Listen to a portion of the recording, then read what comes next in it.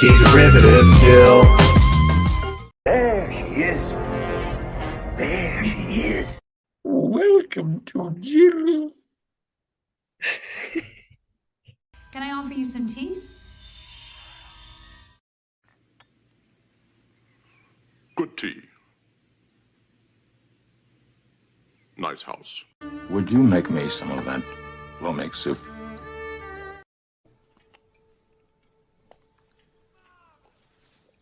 Morning. Hello and welcome to Plomeek Teatime number 89. We're coming in closer to the end of Harry's story with our deep dive review of Harry Potter and the Deathly Hallows, Part 1. As evident by what he calls his followers, Voldemort calls his followers Death Eaters. So his main goal is to attain immortality by any means necessary. And so he killed various amounts of people in order to create Horcruxes to separate his soul, kind of like, not putting all your eggs in one basket, but with more murder. And so but even though he knows about the Elder Wand, he doesn't really know very much about the Deathly Hallows at this point.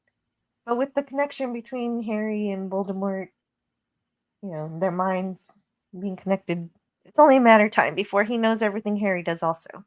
So let's figure out what's going on, regarding all of that today. Voldemort's attempt to isolate Harry fails, as he has not only Ron and Hermione on his side, but also others who are helping him how they can. One of them in particular has a Doe Patronus, and we have Scotty R37 here, who for whom that is a mystery. Yes. So I would like to welcome him on the panel. Hey. Yeah. Hey, how's your Friday going? So far, so good. It was quite relaxed because I watched this last night, and so I was glad I did. Yeah, you're always rushing in the morning, or you're watching the movie early, early in the morning. This time you actually got it done early. Nice. Yeah. So that's how you spell creature. Yes, I thought it was, traditional spelling. Mm-hmm. Yeah, no. This is where reading the books helps. A bit. It does, definitely. Hello to Lemon Pie. So you just thought that, we're not going to name this house elf. Yeah. We're just going to call him creature. Yeah. They kind of did that. They just changed the spelling. Yeah. And hello to Greek letters Larson. Oh, I had a theory. Greek letters. Does this have anything to do with Assassin's Creed? Because if it is, I'm just going to call you Assassin's Creed or Creed. Oh, right, because it's a gaming meme, but we don't know from what game. Yeah, exactly. And so I recognize some of them now that I know where it is or what it is, what genre. Either way. Speaking of mysteries. Yes. I'd like to say hello to Matt G, Taylor Swift, greater than Disney, Star Wars, and MCU, and Doctor Who. It'd be longer if he were allowed more characters. And Dalek451 says, dang it, I forgot about this again. I'm sorry, Dalek, but you've seen the movie. You've seen the movies like several times. You're good to go. Yeah. I know you wanted to actually. Well, you said you wanted to watch it right before, which would have been great. But it's still it's kind of like Spock making a guess. It's like Dalek. When it comes to Harry Potter, I trust your guesses more than your facts. Yeah, you still know a hell of a lot. And I want to say hello to Penny. Jill, hey, Penny. My 3-week-old granddaughter is with me. We're going shopping. Oh, that's so sweet. Oh, so your granddaughter is old enough for you to take care of her. That's wonderful. Lovely. And Grill's random thought says, hey, keep it down. I can't hear the belt about to snap on this piece of shit machine. Hey, Oh, you got it early. It's not even 10 minutes into the broadcast. stand That was back. If that natural. belt is going to snap, you don't want to be within the vicinity. Yeah. I like this movie, even if progress is slow. Yeah, Yes. there's a bit where why couldn't they add stuff to the movie rather than drag out those scenes? I have thoughts. Yeah. Well, you might understand it more because it's David Yates, I think, being pretentious with his filmmaking.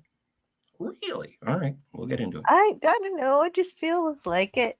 I like him and then I don't like him. I like him a bit and then I don't. We'll discuss it. We'll discuss it. So a creature that is spelled creature. Got it. Yeah. Like Some they're so evil to not evil, but they subjugate the are. house elves. And most of the people with house elves, they're not the nicest. And for what that, like, just to get a dog and then name it dog. That's how that felt. It was like, there's a creature. We'll just name it creature. And I was Yeah, like, you guys are jerks. No wonder no, he's so you sour. you can call them evil. They keep the heads of house elves as decorations. They mummify them and just decorate their house with them. So Yeah, I but think it's fair. that's also, people do that to their pets. You know what? I forgot about that. There's a whole Taxidermy. taxidermy industry of people when their pets pass away. They'll have them, stuffed. Gorilla's random thought says my dog's name was Dumbass. What? So you named him after your father? Or his father? Anyway, also had a I'm dog just named kidding. Stain. Oh, well, I that feel like makes sense. these are just nicknames for the dogs. You couldn't have actually named the dogs these names. I had a friend with a fat cat who everywhere it sat down, it left a little poo stamp. And so they ditched the name that they had given it originally and just started calling it poo stamps. Ugh. Yeah. It didn't know how to clean itself. It was a big fat cat. They also it called him couldn't. Orson Welles. Oh, it couldn't clean himself. He couldn't clean himself. He couldn't reach Yes. his tongue back there. Okay, that makes sense. Yes. All right. I guess either way, it's gross. Animals are pretty gross, but they're adorable, so we put up with it.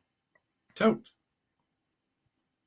Let's see. Let's play a video for Eugene Bird because Eugene Yay. Bird just sent me a 1999 super sticker Hey, Eugene. of a pear scene. Thanks for being you. I wouldn't know who else to be, but thank you. Batman. Or Don't you think you better check with me first? Captain. Jim!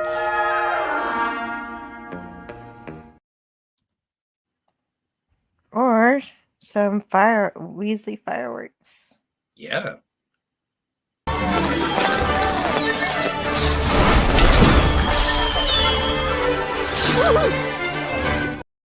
There you go. So let's watch this movie. Oh, actually, Well, just one more thing. It's not a before we watch get party. We're talking about the movie. Yeah. Go ahead. But one more thing before we get into it. Greek letter says, I had a dog that his name was Dog. I hadn't named him. And the reason I highlight that, because that's awesome. If you've ever seen Good Omens or read Good Omens, the Neil Gaiman, Terry Pratchett book, they find the Antichrist and they have to give the Antichrist a dog. And what the Antichrist names the dog defines whether or not he's going to be like a fallen angel or if he's going to be an aspiring angel. And so it's like if he names it Spike or a killer or something, but if he names it Fluffy, then he could be a good guy. He could be an okay guy. The thing is that when he gets the dog, he names it Dog, and all the angels and demons who are sort of shepherding the Antichrist are like, what do we do with that? Like, there's no emotional sway one way or another. It's just Dog. All right. And the dog would adopt the personality. And so the dog was even confused because it was a demon hound. Anyway, great book, great first season. I haven't seen the second one. All right. Yeah, it is pretty neutral name, but I think it's also falls on the bad side because, like we were saying, you're not really thinking too much about the animal that you've adopted if you don't think of a name. Yeah, but Oh. I had a dog named Snoopy. So that's just like that's getting It a was- cat and naming it Garfield. But your dog was pre-named, and you just let him keep his name. Of course. So, but these house elves, though, they can talk. Though it's so different. This is why Hermione's trying to educate them that they could be free if they want. Most of them don't want it. Yeah. Anyway, we're here. We're The Minister of Magic. Yeah, the Minister of Magic, Rufus Grimjour. So, Harry Potter and the Deathly Hallows was released in 2010. And the director continues to be David Yates, and the writer Steve Kloves, all the way to the end. And he filmed this one back to back. The writer for the scripts wrote both scripts at the same time. So, about how that happened. They were not initially for breaking up the movie into two, but it became clear if they tried to condense the story into one film that it might run 5 to 6 hours. So to condense it to a 2.5 or 3 hour film would mean leaving out so much that it would compromise not just this individual film, but the overall saga, because it is one saga. Okay, so that's David Heyman, that's the producer of the movies. So he was convinced to make it into 2. Actually, they almost made it 3, it says here. but then they realized that would be too much. Well, and this is aside from, prepackaged trilogies like Lord of the Rings or the Star Wars prequels. This is the first time that like an individual story had been broken up into 2 parts over a larger sort of situation, right? And it paved the way to things like Twilight, Breaking Dawn, Part 1 and 2, and turning. Lord of the Rings was made into 3 parts, but it was 3 books, sort of. It was 3 books. It was one, but it was one story originally, but it was Tolkien intended it as one story. He was just by the publisher made him break them up. Yeah. But I'm just, aside from the sort of literary world, I just mean in terms of the movies, because you'll see more. Isn't there one of the Hunger Games books broken up into 2 movies as well? And yes, people just the last one, yes. Yeah, and so they sort of looked at Breaking Dawn, or not Breaking Dawn. They looked at the Deathly Hallows 1 and 2 and said, well, Harry Potter did it, and it, milked it or expanded on it, however your artistic vision goes. But for the money people, it must be a greater investment to sort of back-to-back it and release them in 2 parts, because you can double your box office, theoretically, as long as they're good movies.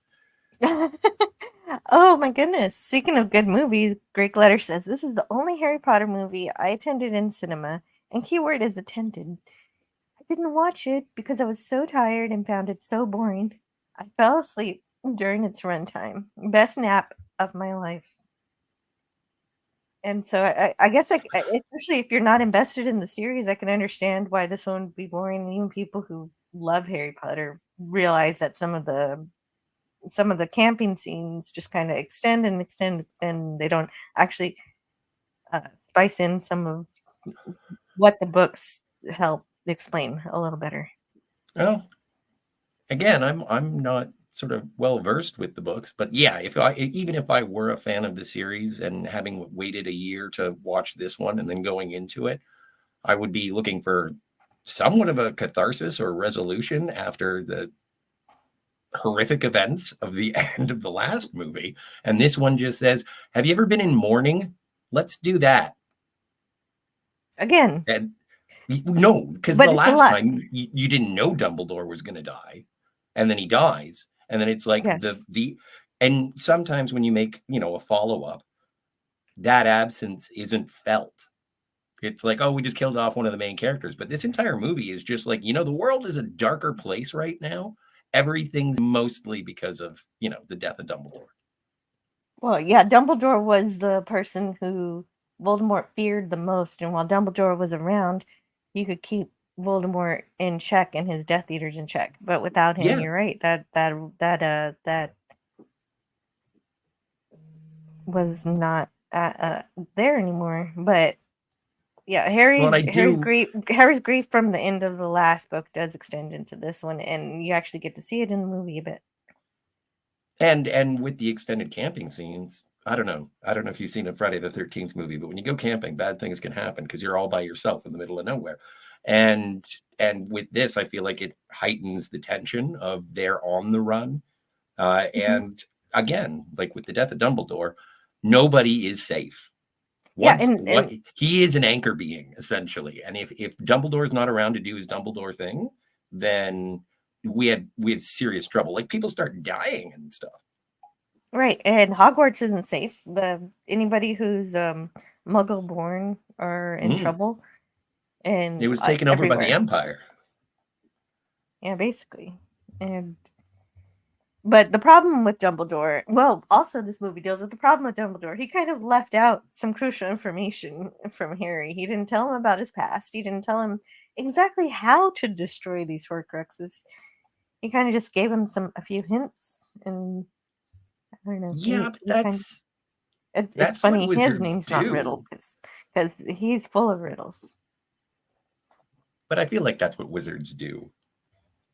Part of he's still a professor, even in death. And it's like, no, Harry, I'm not going to give you everything. I'm not going to connect the dots from A to B to C. You have to explore and become the man that we all know you can be. Training wheels are off.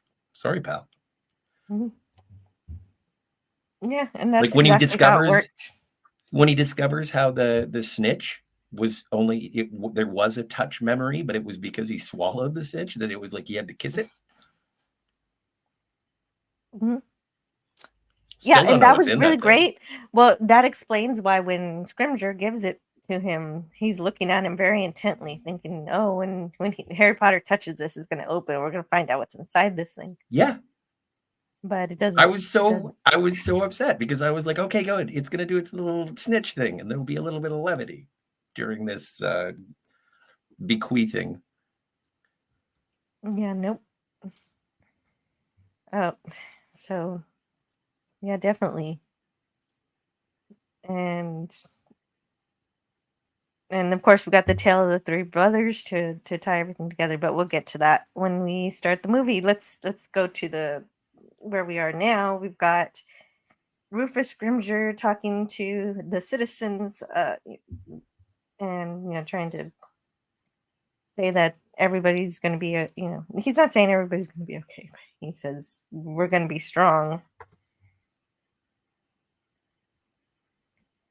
I guess kind of like a politician speech that tries to reassure people a bit.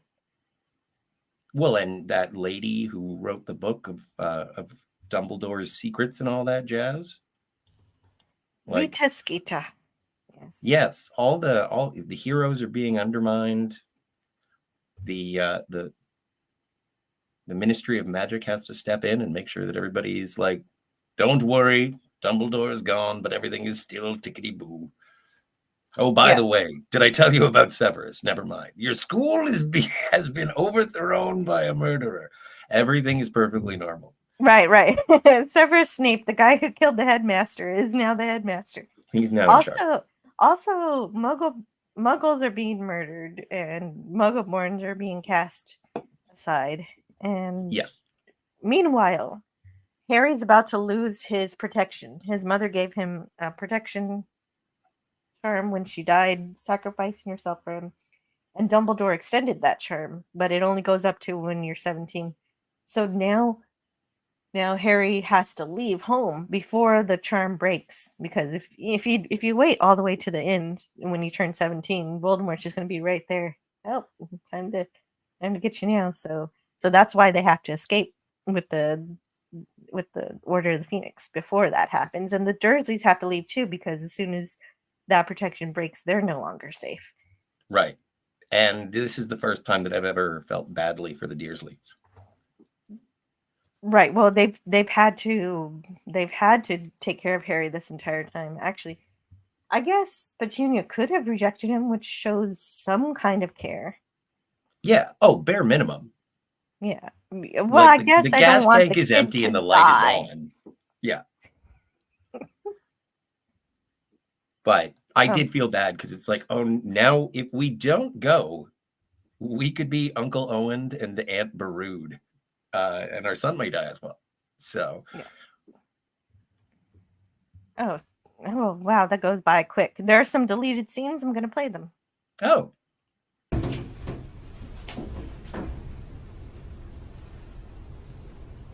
I have lived in this house for 20 years. And now in a single night, I'm expected to leave. They'll torture you. If they think for a moment you know where I'm going, they'll stop at nothing.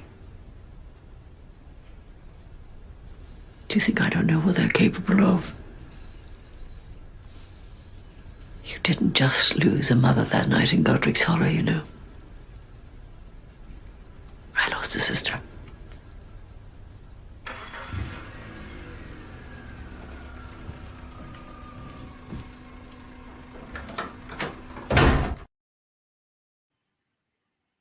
release the 5-hour cut. I'm surprised that they didn't reincorporate the deleted scenes. No, I think these are important. Is there an Ultimate Edition? No, there's not. Not yet. Huh. But this one's even better. This isn't just goodbye, boy, is it? This is farewell. I don't understand. Isn't he coming with us? Who? Harry. Absolutely not. Why? Why? Well, because he doesn't want to, do you, boy? Absolutely not. No. Besides, I'm just a waste of space, isn't that right, Vernon? Come on, Dudley, we're off.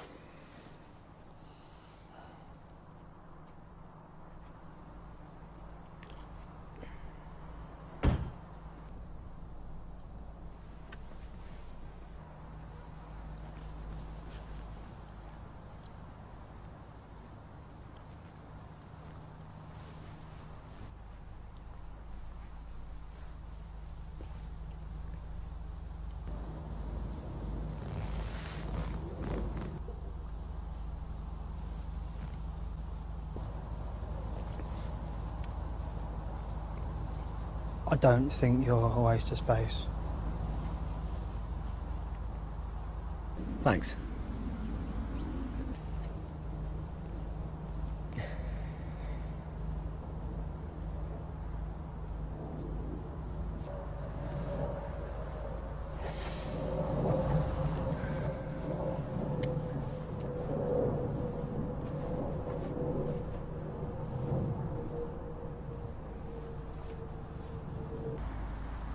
See you, Big D. Oh.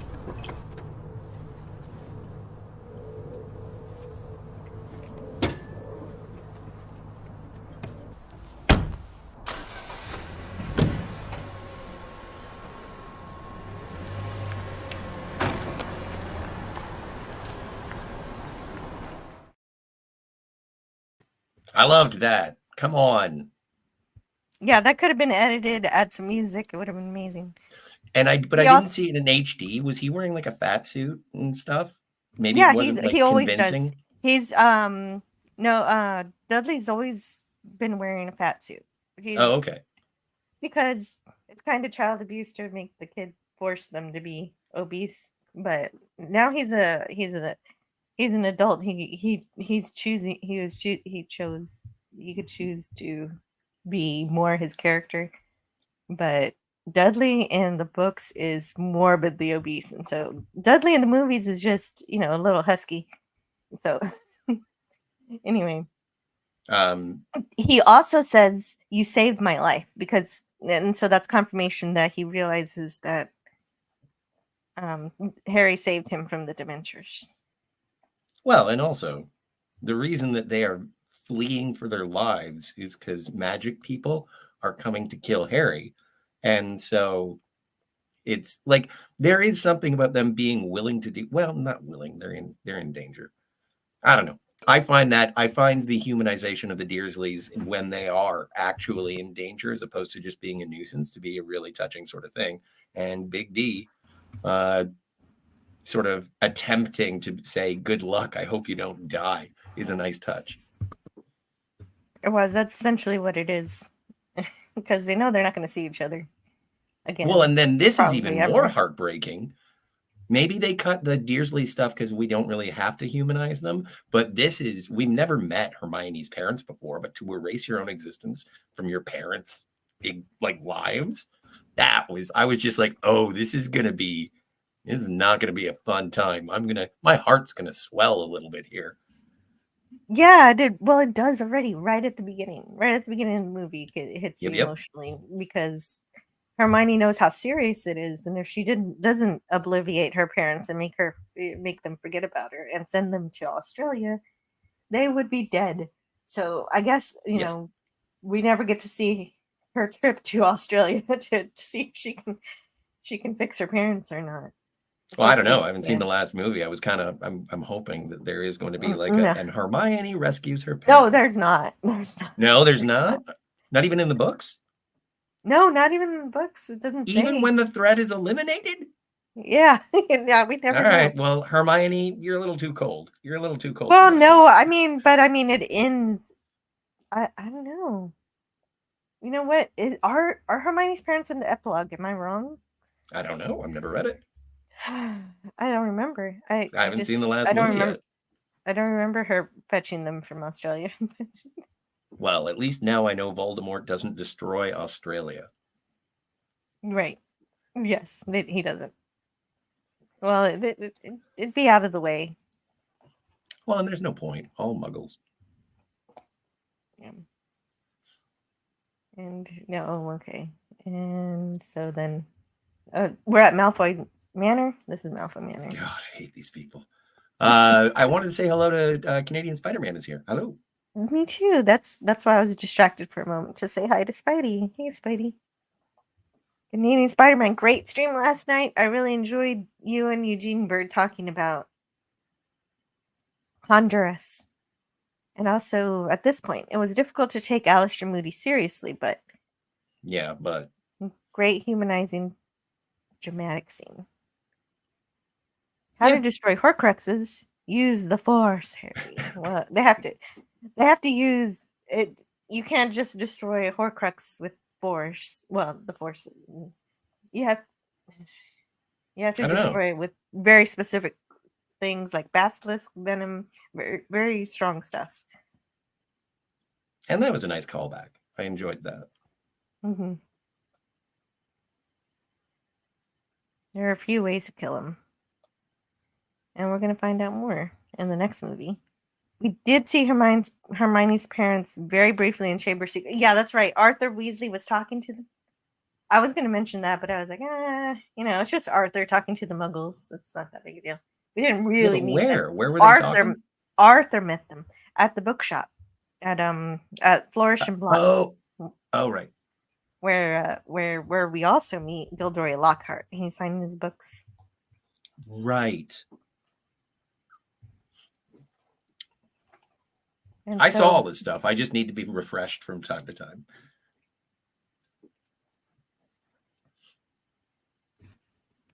Well, and of course, Snape's here to watch one of his fellow co-workers be murdered. So she's a former, well, she was forced to resign from Hogwarts. She's the Muggle Studies professor, and with Voldemort in charge of Hogwarts through Snape, they have nixed the Muggle Studies class. But that seems stupid. It's basically just terrible, everything that they're doing. It seems stupid because it's a school, right? And it's run by a murderer who worships the Dark Lord. But yes, you should learn about, human history as well as wizard history. It should be like in a Canadian school where you have to learn French for like 6 grades. Well, according to Voldemort rejects everything Muggle, even his own name. And so he rejects his father. He rejects anything that has to do with non-magical world. And so that's why when you eventually get to the ministry, you see all the muggles standing under the wizards, is because muggles have to be subjugated and their lives are not important. And so they don't teach, but they don't teach how to do your taxes at Hogwarts. I don't know. I've never seen a wizard fill out a 1099, but I'm just saying it is. There are some useful things in Muggle studies that you should figure out. There are, but maybe they do still have Muggle studies, but they have somebody else teach it, and of course, teaching all of the bad, teaching it from a different perspective than Charity Burbage's, which was that we're not so different from each other, and we can learn from each other, and we can live in harmony and all that. And so that's more or less what they're getting rid of, I suppose, if they do keep the class. They're promoting racism and segregation. Yes. Yes. So this isn't so much. This isn't so much Star Wars as it is X-Men. So this is the Brotherhood, and Dumbledore was Professor X. Yeah. Sure. Okay. I suppose so. I know you know your X-Men history very, very well, Jill, so I'll keep bringing it up. You can talk about whatever you like. Thank you. All right. Sean Carter's here.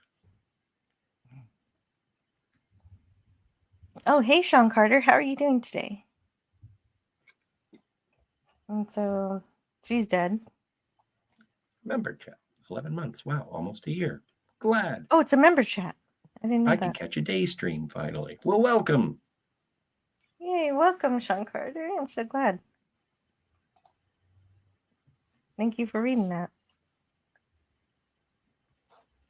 Meanwhile, do Muggles know about wizards at this point? Because they destroyed a bridge last time, and now they're having wand shootouts. So, does the general human population know about the wizarding world?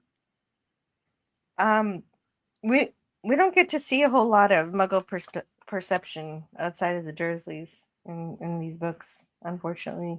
Yeah, but they seem like they're in the know. They seem Some special. of them. The thing is, Muggles can't see magic or the effects of magic, and so they reason it away as something different. The only Muggle that for sure knows about it, that we know of, is the Prime Minister, and so the Ministry of Magic talks to the Prime Minister. Yes. And obviously the Dursleys know about it, so I'm sure there are a few Muggles who know. Or, maybe there's some conspiracy theorist Muggles who are like, yeah, we know this magical world exists. They can't fool us. But we don't see them a whole lot. And I think we talked about this way, way back. So I'm just catching up again. But yeah, so when bad stuff happens, like natural disasters and things like that, anything of the natural world that we can't necessarily explain, it's all chalked up to meteorology or sunspots. Yeah, they'll come up with an alternate reason. Sure.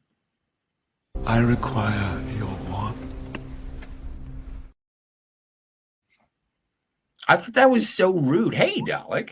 It is rude. Not only that, he rips off the decoration at the end of the Yeah. I need that shit. Hello, He does make him look badass, though. And of course, Voldemort needs his wand because there's a twin core problem with his wand and Harry's wand that prevents Voldemort from being able to defeat Harry with his wand, because they share that phoenix feather, and for that reason, Voldemort needs a different wand. And I'd like to welcome Dalek451. How are you doing? Hi. I have I'm okay. I'm okay, I guess. Ah. Well, you're better. You're doing better than her. Yeah, right. She was begging somebody she thought was her friend. Mm-hmm. Yeah. She thought. And so Harry's finally going to leave the protection of the Dursleys' house forever. He looks at the cupboard one more time.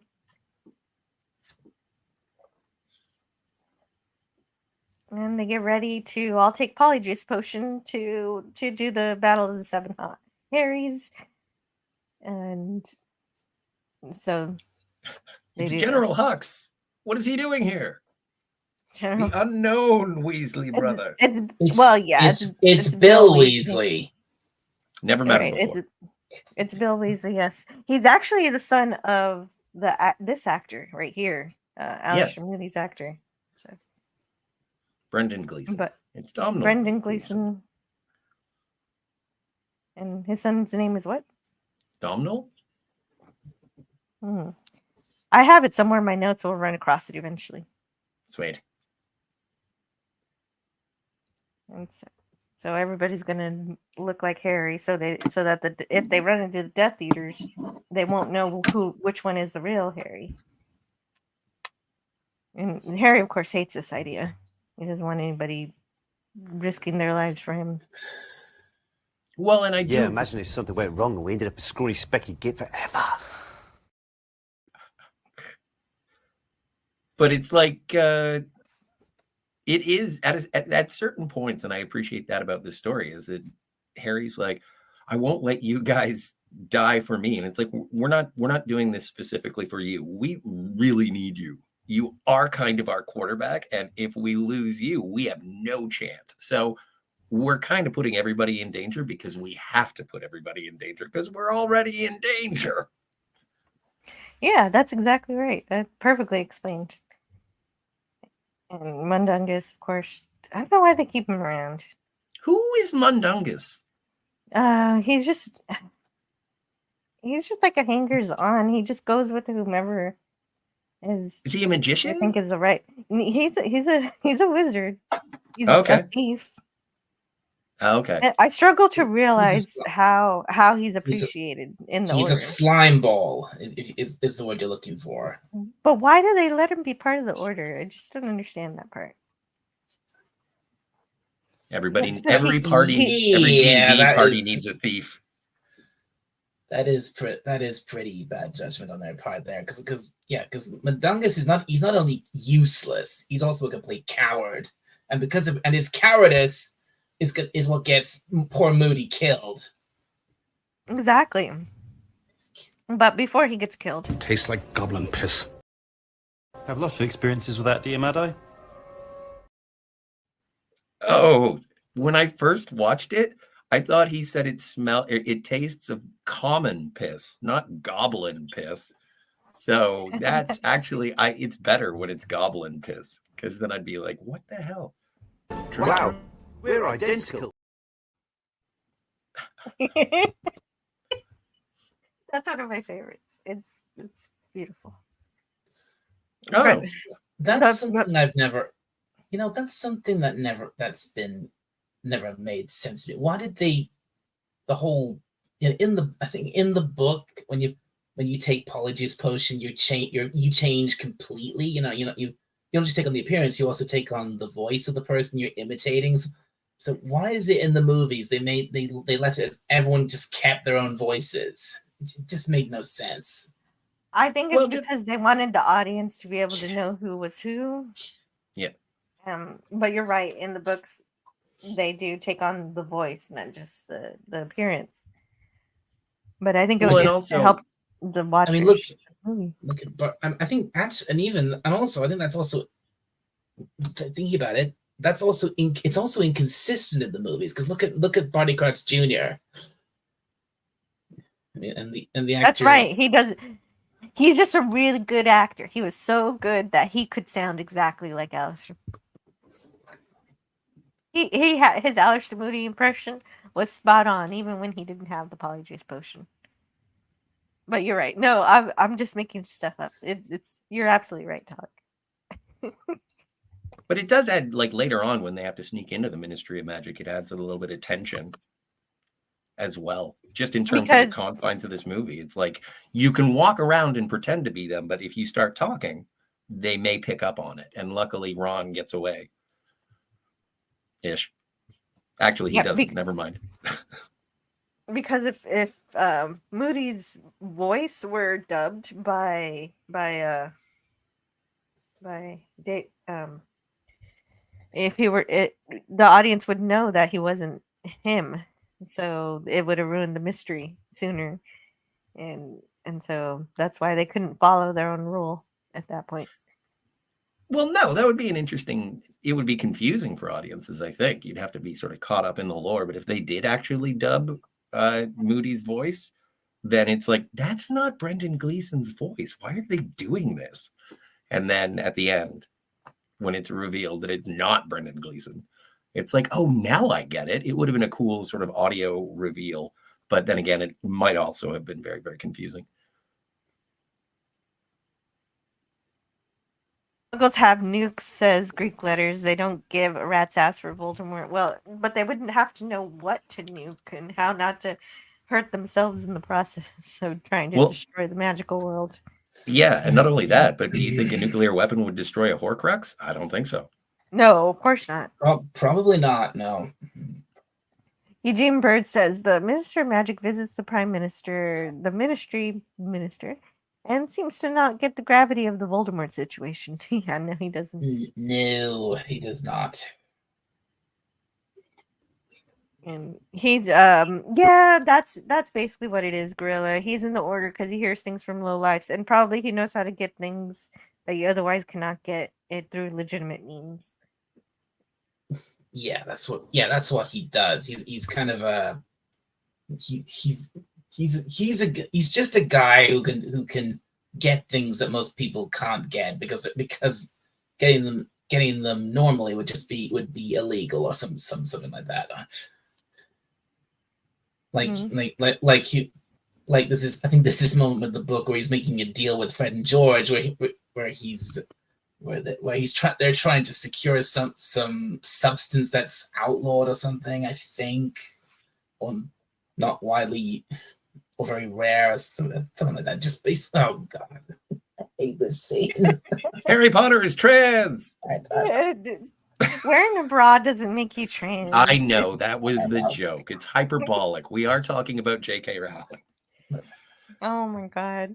Oh, you know what? In these entire, what I'm surprised about most of all is that during all of these live streams, this is the first time that topic has been brought up.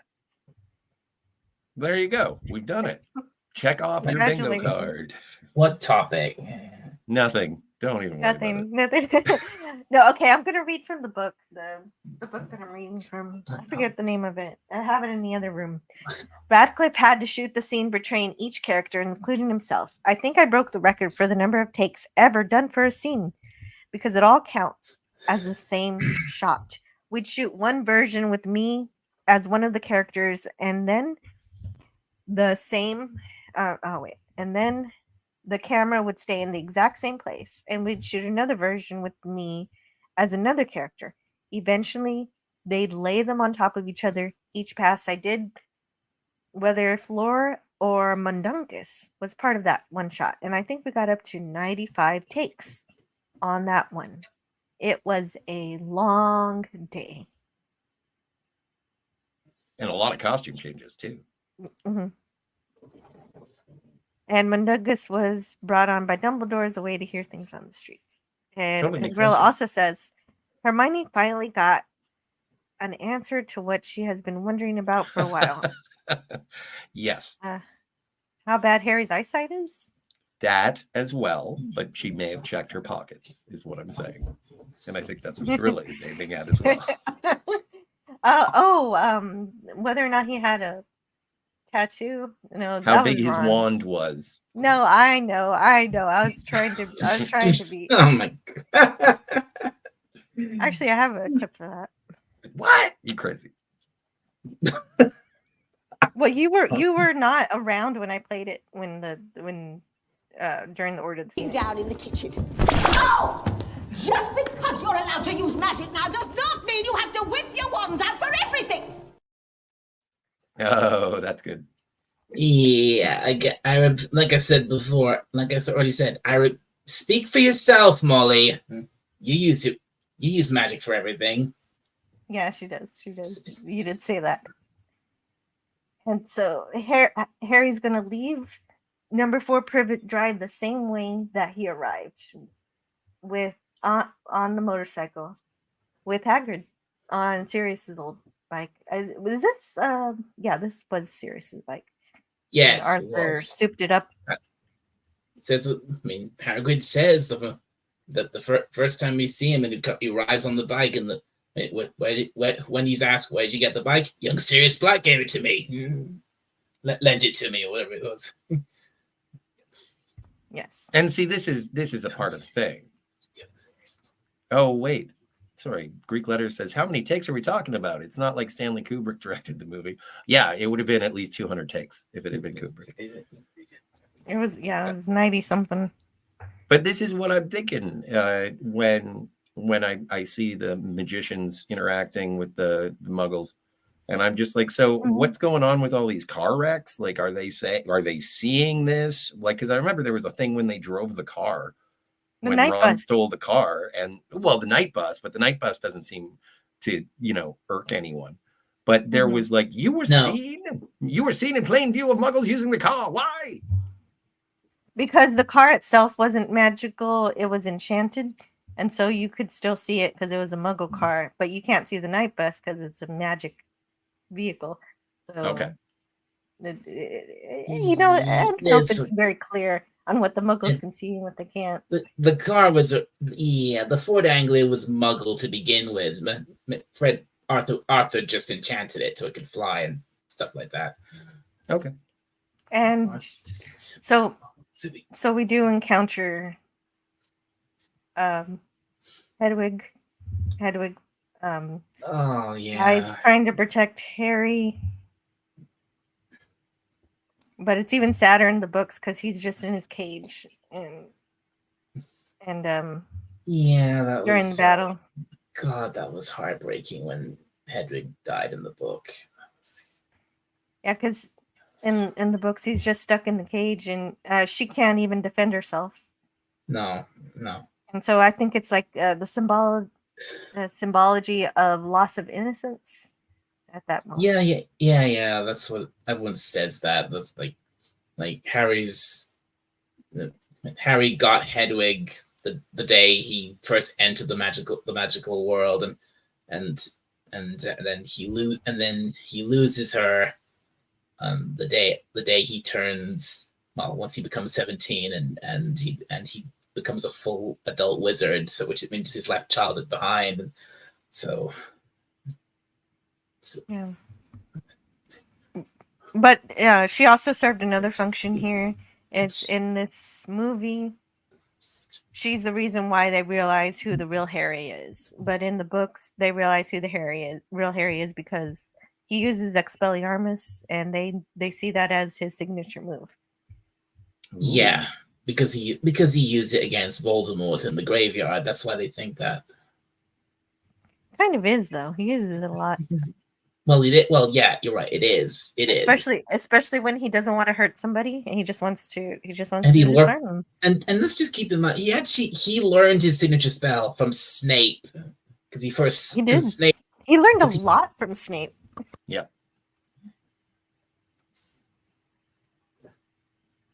And eventually, he even figures out occlumency, but not with Snape. And Greek Letters asks, if they tried to hustle Harry to a safe location, why they flew instead of teleporting? They do have that spell. That's a very good question. No, they did mention it because Harry was still underage and the Ministry would be able to track him using magic. So they were all going to leave from the same location, but they had to go by the magical name for things that can fly. That's right. And so they could use brooms, they could use thestrals, and a flying motorcycle. Harry's not allowed to apparate yet, right? That's the word I was looking for. Yes. Harry's not. Right. And completely without his knowledge, Harry is just he defeats Voldemort but it wasn't him. It just his wand. His wand acts of its own accord, and it just breaks Lucius Malfoy's wand that Voldemort's using. Yeah. Right. I like how in this screenshot it appears that Eric's is attempting to negotiate a truce. It's not No, gonna work. guys, don't fight. That's my Eric's impression. Mhm. Who is Eric's? Oh, he's from Star Trek: The Animated Series. He's got 3 arms. He replaced Chekhov while he was taking security classes at the academy. So the reason why I use watermarks because of copyright issues. I've had live streams claimed before if I don't use watermarks, so I just use them. Okay. Well, I'm glad to see that they Apparently- rebuilt the bog. Yeah, they rebuilt the burrow. Burrow, And not the apparently, yeah, they rebuilt the burrow, and apparently she got all new. They got all new stuff for inside the house because they figured Molly would take the time to upgrade. You know, the chance to upgrade everything. The only thing that's the same is the clock. This is terrifying and heartbreaking as well. Waiting for everybody to return one by one. Or Oh yeah, team by especially if you've team. never seen it before, you don't know who's Yeah. going to live. Who's going to Well, die. and you said you're like, oh, and who dies at the beginning of the movie? And I was I like, didn't say. oh no, it's gonna be the twins. The twins are gonna die. We can't have that. And then they bring back Fred. I think it's Fred, with the wound. And I'm like, oh no, he's gonna die. No. We're gonna lose one twin. It's George. That's even worse. George, my mistake. They look alike. And so yeah, I was just like, I was on the edge of my seat. I was just like, don't die. And then Moody died, and I was like, thank heavens. Don't. Yeah. It's Yeah, just- yeah. I mean, one of the twins will die, but they don't What? die Oh here. my God! You got to reel it in, pal. You got to reel it He's in. spoiled. You know what? I would no, you're He's not. never I was seen these. prepared. I was prepared He for was this never- eventuality. I thought. Sorry, okay, you haven't. He's never seen this You weren't before. supposed to know that yet. Sorry. No, I know. It's I know. okay. Way to go. I'm gonna go. I'm gonna not- go pee. I'm just Well, no. then I I was actually looking have for- to go to the bathroom. I'll be back in a second. Yeah, don't worry about it, Dalek. It's a 20-year movie. Like it's been. But it's a 20 years? 14 years. It's a It's fine. 14-year-old. You're okay. The film's been around for 14 years. I don't think it's much of a spoiler to say that George doesn't die here, but Fred will in the next movie. Yeah, it's The not. whole wide world of ear-related humour, and you go for "I'm holy." It's pathetic.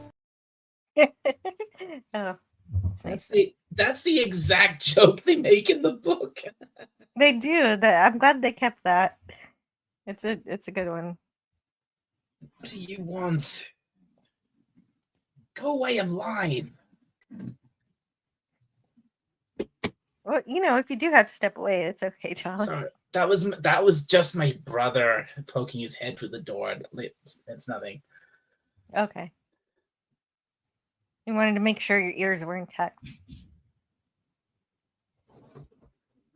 And so, yes, we are waiting for everybody to arrive. Of course, we've got George.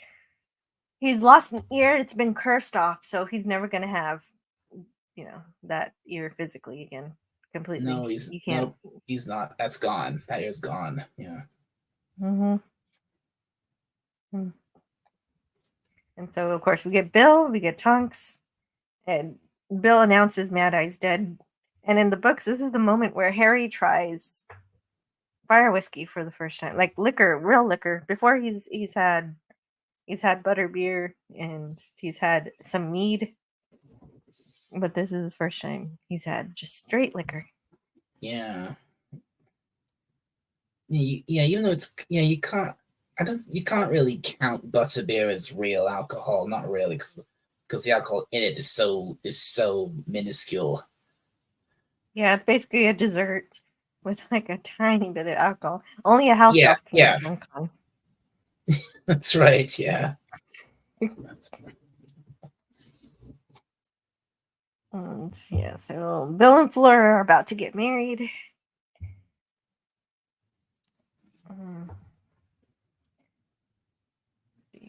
So there's Banner.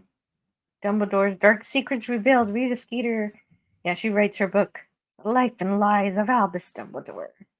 But also, Doge writes a nice article about Dumbledore because he was actually his friend. And there's Ginny and Harry. They are kissing. And I had something about that here. Where is it? Yeah. The whole thing with these two, it's fine and it's good. It's nice in the books, but in the movies, it's so awkward and forced. Yeah, well, yeah, that's because in the books we know that they spent a lot of time together. They played Quidditch. They hung out all summer one year during one summer where Harry was only at number 4 for a couple weeks and spent the entire rest of the summer at the Burrow. And so that's where they had that chance to bond. And we got to see that a little more intimately. But then, okay, so the way this happens in the books is that she invites him to her room and she says, I'd like you to have something to remember me by if you meet some Vila when you're off doing whatever you're doing. I think dating opportunities are going to be pretty thin on the ground, to be honest, says Harry. Again, once again, that's another tragedy of the films, something which is completely lost. No Vila at all. And Fleur is never said to even be a Vila. Not once. Oh, she is though. She's part Vila. Her even her wand has hair from one of her grandparents. Right. Yes, you're right. You're right. Fleur is part Vila. Her grandmother was a Vila, and her wand contains the hair from her grandmother's head. Yes. Yeah, and that's why Ron is so obsessed with Fleur. He can't help himself. Yeah, exactly. But there's none of that in the films. She's just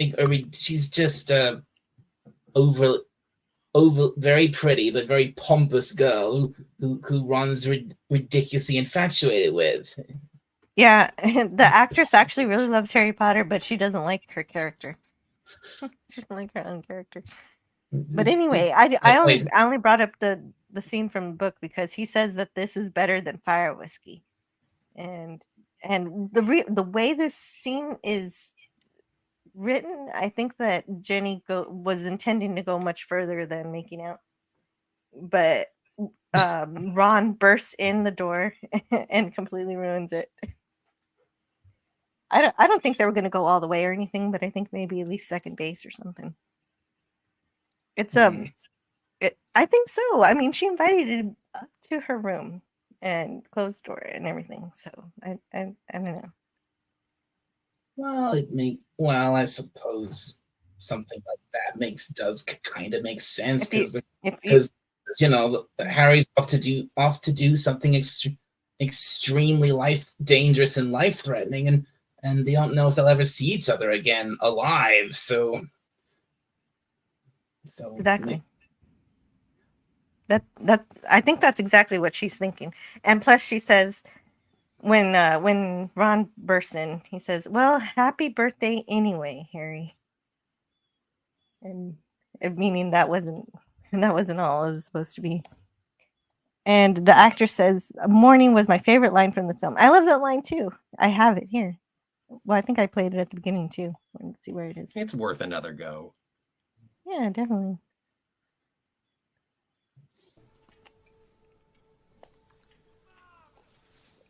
Morning. Now we can tell the twins apart. So we know this one's George. George Weasley played Saint George by Oliver Phelps. And so and also it does Fred help Weasley. It does help to sort of feed into the blossom of jealousy that Ron has. You're gonna make out with my sister? You're gonna steal my girl? And so I know the Horcrux really does feed into that hatred, but that's over. I mean, come on, that's overprotection, not jealousy. No, but I think I think overprotection and then a question of jealousy, considering his mom loves Harry, now his sister loves Harry. What if Harry takes away Hermione and the negative sort of aspect, the negative magic that's happening with the Horcrux really affects Ron because he's sort of susceptible to it. That's very true. That's very true. Yeah. Well, and kind of the opposite happens when Harry sees Hermione and Ron. He there's one point in the book where he says that he feels lonely. So, but anyway, the Minister of Magic is here, and he's about to give them all the things that Dumbledore left them. And so we have Bill Nye. Big cash prize. Big cash prize. Leave me money. Huh? I guess Harry doesn't need money. No, he doesn't need money because not only did his parents leave him a lot of money, when Sirius died, he also left him even more. Oh my God. So, so he didn't have any issue with money at any point. And so very interesting performance from Bill Nye. Yeah, I was hoping Tiger Stripes to be here because she's I think she likes him. She's mentioned him before. I love the actor, but it's just in terms of the character, as far as I'm concerned, this is like Chancellor Valorum from the Phantom Menace. It's like, oh, okay, he's in charge, and then he's gone, and so it's like, all right, fine. But I enjoy the performance. His leadership doesn't last very long, but it's because, well, I'll tell you in a minute. Okay. Here, I want to talk about Bill Nye. I didn't know he was a zombie in Shaun of the Dead, a vampire in Underworld, and Davy Jones in Pirates of the Caribbean. Yeah. Oh, he was he was Davy Jones, of course. And he won a BAFTA award for Love Actually. Mm-hmm. He was in Doctor Who. He was the curator of the art museum where Vincent Van Gogh gets to see his impact. Oh, and he even knew about his character that Scrimgeour died because he wouldn't give in to the torture. He wouldn't join Voldemort. So that's why he's dead. When he does die. But anyway, here he's reading Dumbledore's will, giving Ron the Deluminator that turns lights on and off. And the Deluminator, or the Put Outer, was first used by Dumbledore in the Sorcerer's Stone, or Philosopher's Stone, to withdraw illumination from the street lamps on Privet Drive. After Dumbledore bequeaths the Deluminator to Ron in his will, it's learned that it also functions as a type of homing device, which we'll see later on in the movie. And of course, Hermione gets the Tales of Beetle the Bard, the storybook, with the clues and everything. And Harry gets a couple of things. He gets a snitch that he caught in his very first Quidditch match, and Scrimgeour expects it to do something, but it doesn't. And the other gift he left was the Sword of Gryffindor. However, he says that the Ministry of Magic doesn't think the sword was Dumbledore's to give. And also, they can't find it. Yeah, it's missing. Oh, that's the ceiling of Luna's bedroom. I meant to put that somewhere else in the slideshow. But it's sweet. And so they have. I know everybody's hunting us, and they want to kill us all. I say we all get under the same tent and make it easy. Well, it's supposed to be protected. These are supposed to be protected areas where they should be able to be safe. But as extra protection, however, they say that Harry's not really there, and he's supposed to be going undercover as Barney Weasley, like as an extra Weasley family member, and so he's supposed to look like someone else. So they just grabbed some hair from a redheaded Muggles, and Harry becomes that person for the duration of the wedding. And so there's they have the wedding. But you're right. Her Vila features were supposed to be amplified during this scene and everything. And so there we go. Oh, okay. So the person who plays Bill He Gleason. Oh, you had his name right. That name didn't sound right to me when you said it. Domhnall? Yeah. Domhnall, that's his name.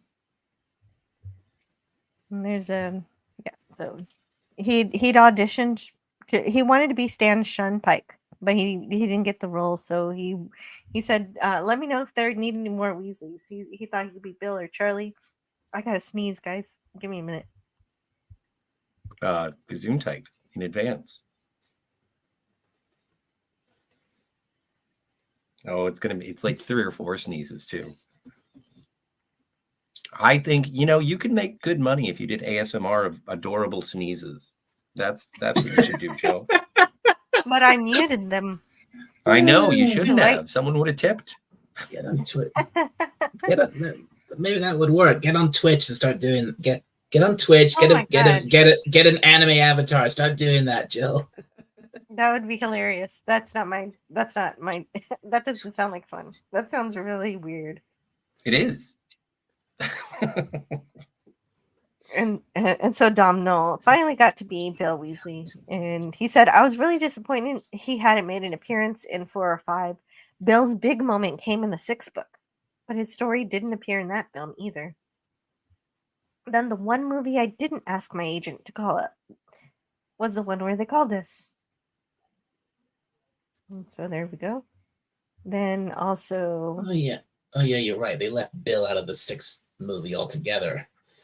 Right, but we do get to see his face all scratched up in this movie as the effects from the battle at the astronomy tower that they cut out from the Half-Blood Prince, because he gets bit by the werewolf. Because the director wanted time to burn down the burrow. Unbelievable. Yeah, I know, that was pointless. But also here we have Luna Lovegood's father, Xenophilius. Hey, it's the lizard from The Amazing Spider-Man. There you go. Sure. And then oh, what's his name? It's on the tip of my tongue. Keep going. I'll look it up. Oh, Rice Ifans. You got it. That's his name. I found it too. Oh no, I had it finally it crawled out of my noggin. Had it in my notes. Ooh. There's the Emperor. So then that's Doge. Dogecoin? Luna! Yes. What's going on, lady? Luna. And Luna says, Come, Daddy. Harry doesn't want to talk to us right now.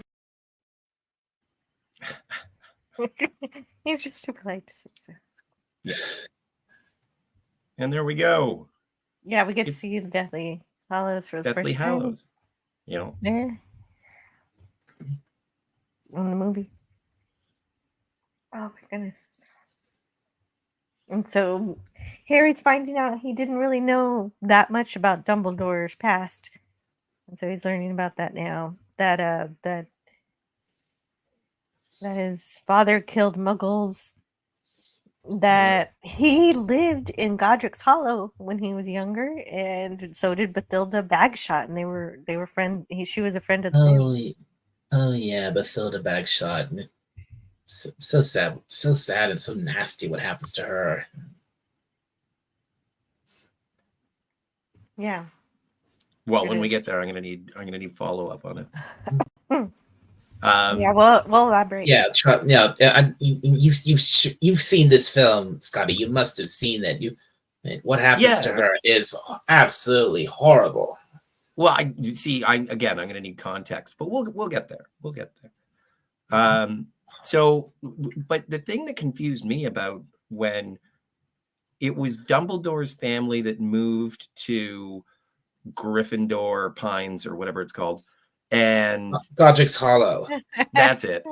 And but they were running away because they had killed 3 Muggles.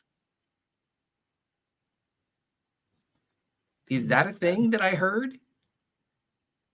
Yeah, there there was this whole basically there was this whole event, this whole incident that happened where they did have to, I think they did have to leave Godric's Hollow because there was an incident where they attacked, well, their father attacked some muggle boys who had attacked their little sister Ariana, and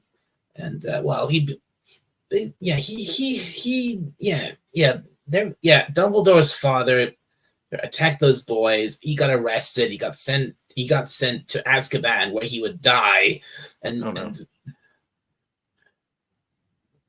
yes, that's correct. Yeah, Okay. yeah, because that incident permanently wasn't it the reason Ariana was completely traumatized forever?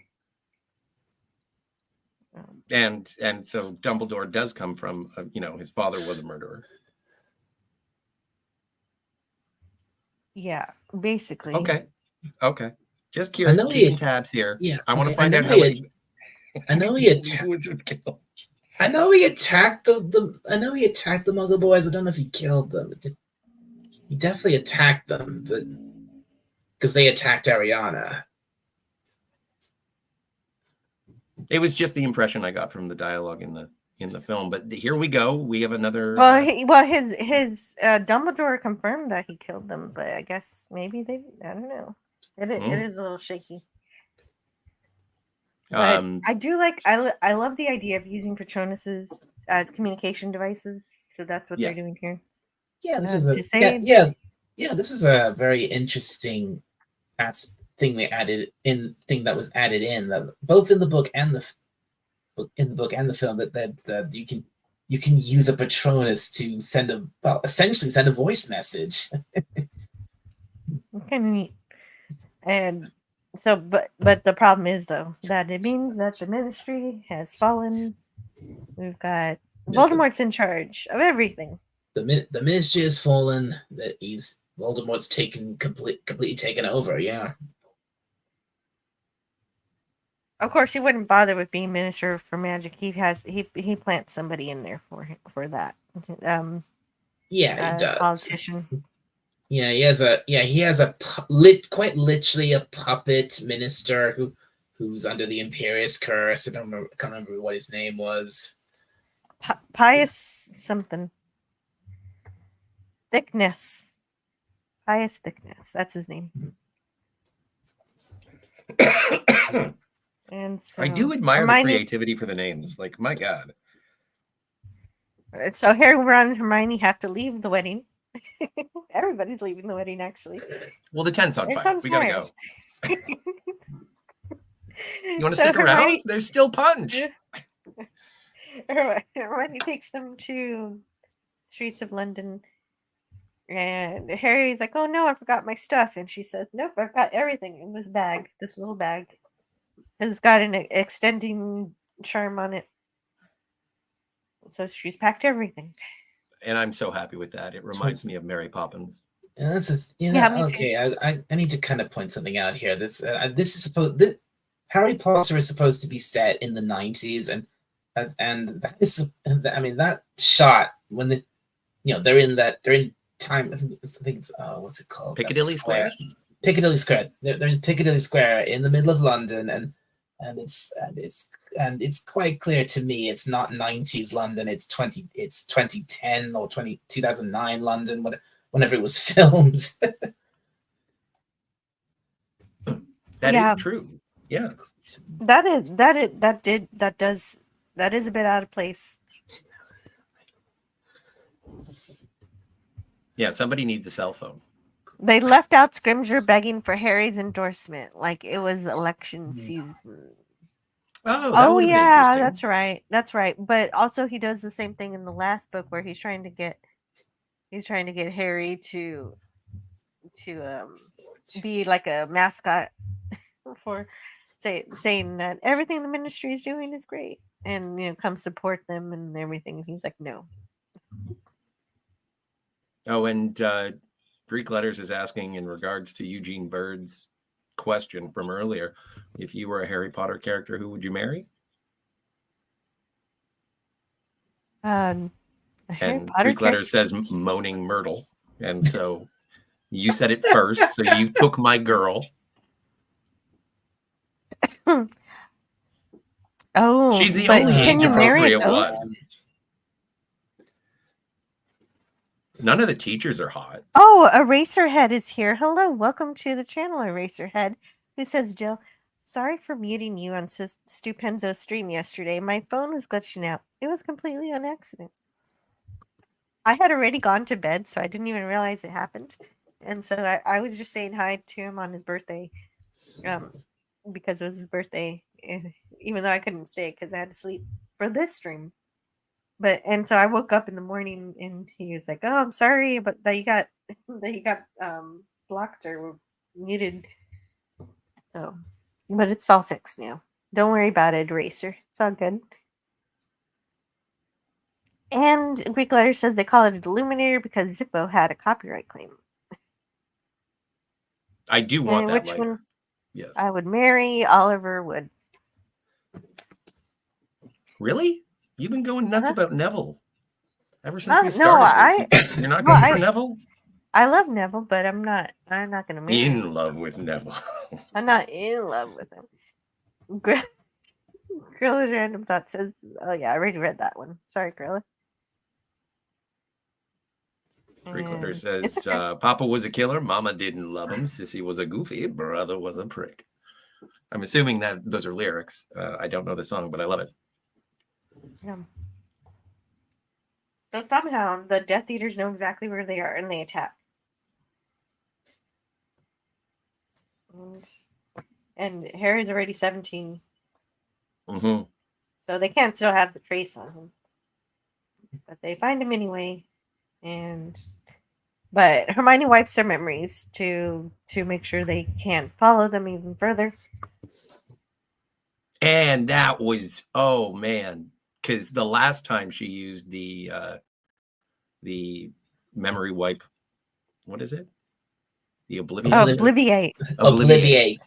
Yeah, and it was like the last time she used it, she was wiping her parents' minds. It's fun. What I find a bit odd is like when it comes to reading the books, I either read them or I listened to them on audio tape, which were read brilliantly by Stephen Fry.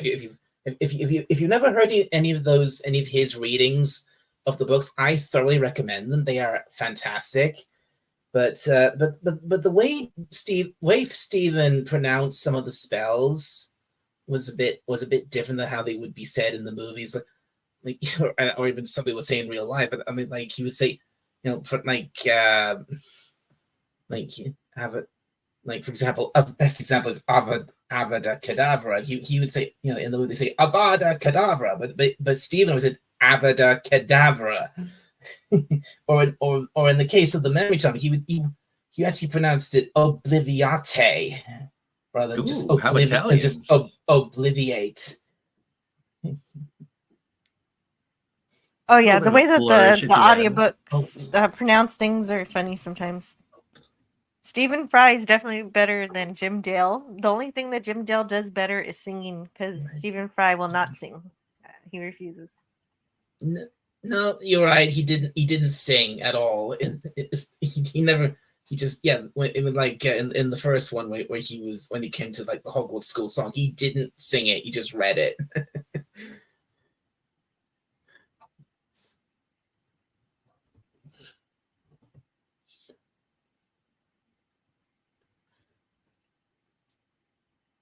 But I'm just pointing this out.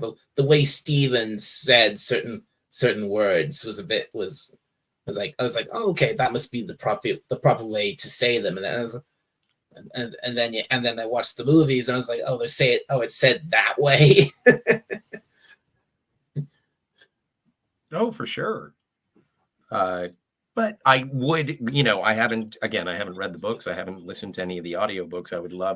It would be my preference to hear the Stephen Fry version, just because I find his voice velvety. I thoroughly recommend you listen to Stephen Fry's readings of the Harry Potter books. They are so good.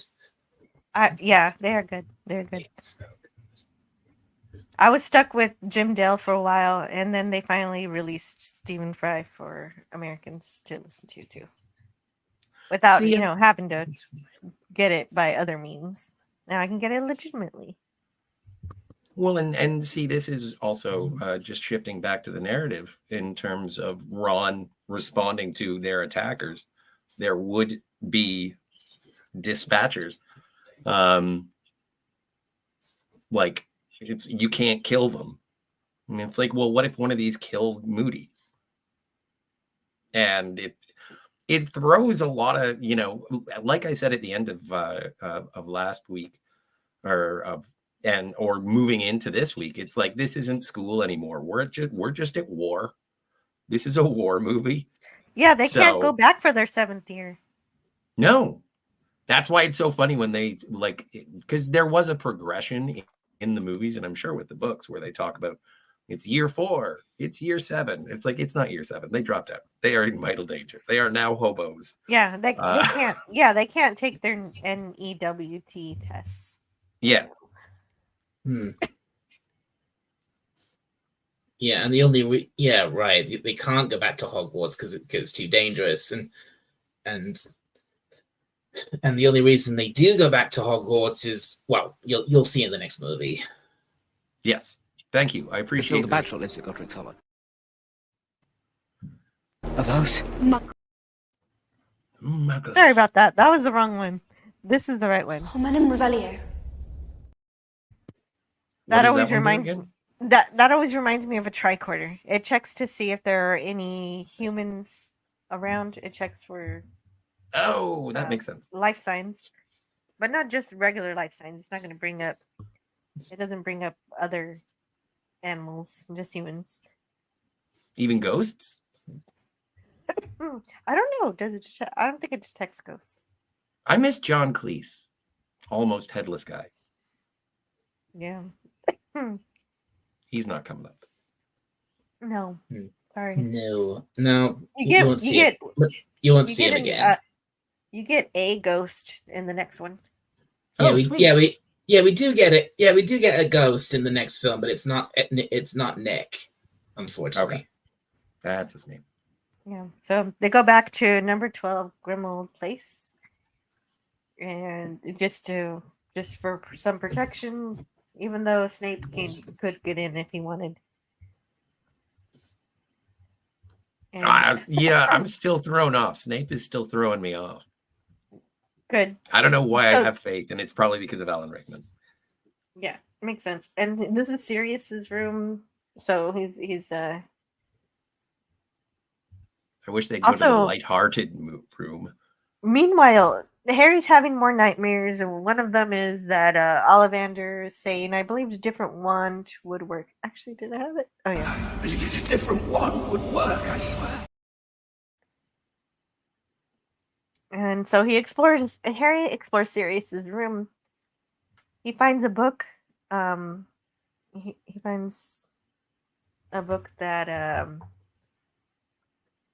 he finds the History of Magic by Bathilda Bagshot, and of course that's probably Sirius's old book.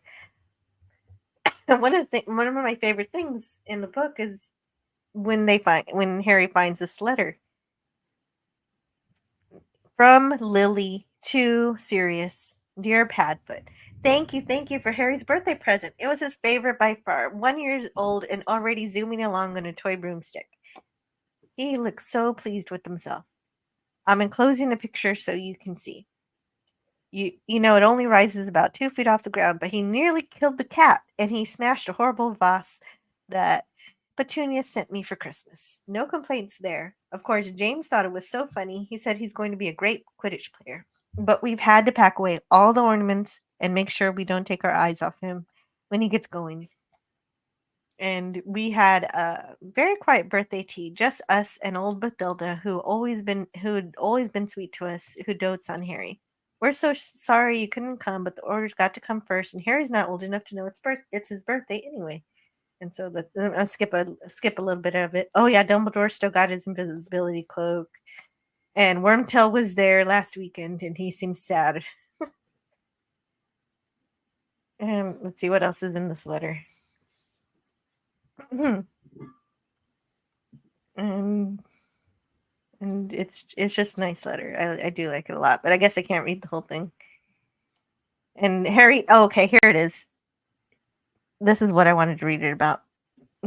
Harry stood quite still, holding the miraculous paper in his nerveless fingers, while inside of him a kind of quiet eruption sent joy and grief thundering in equal measure through his veins. Lurching to the bed, he sat down.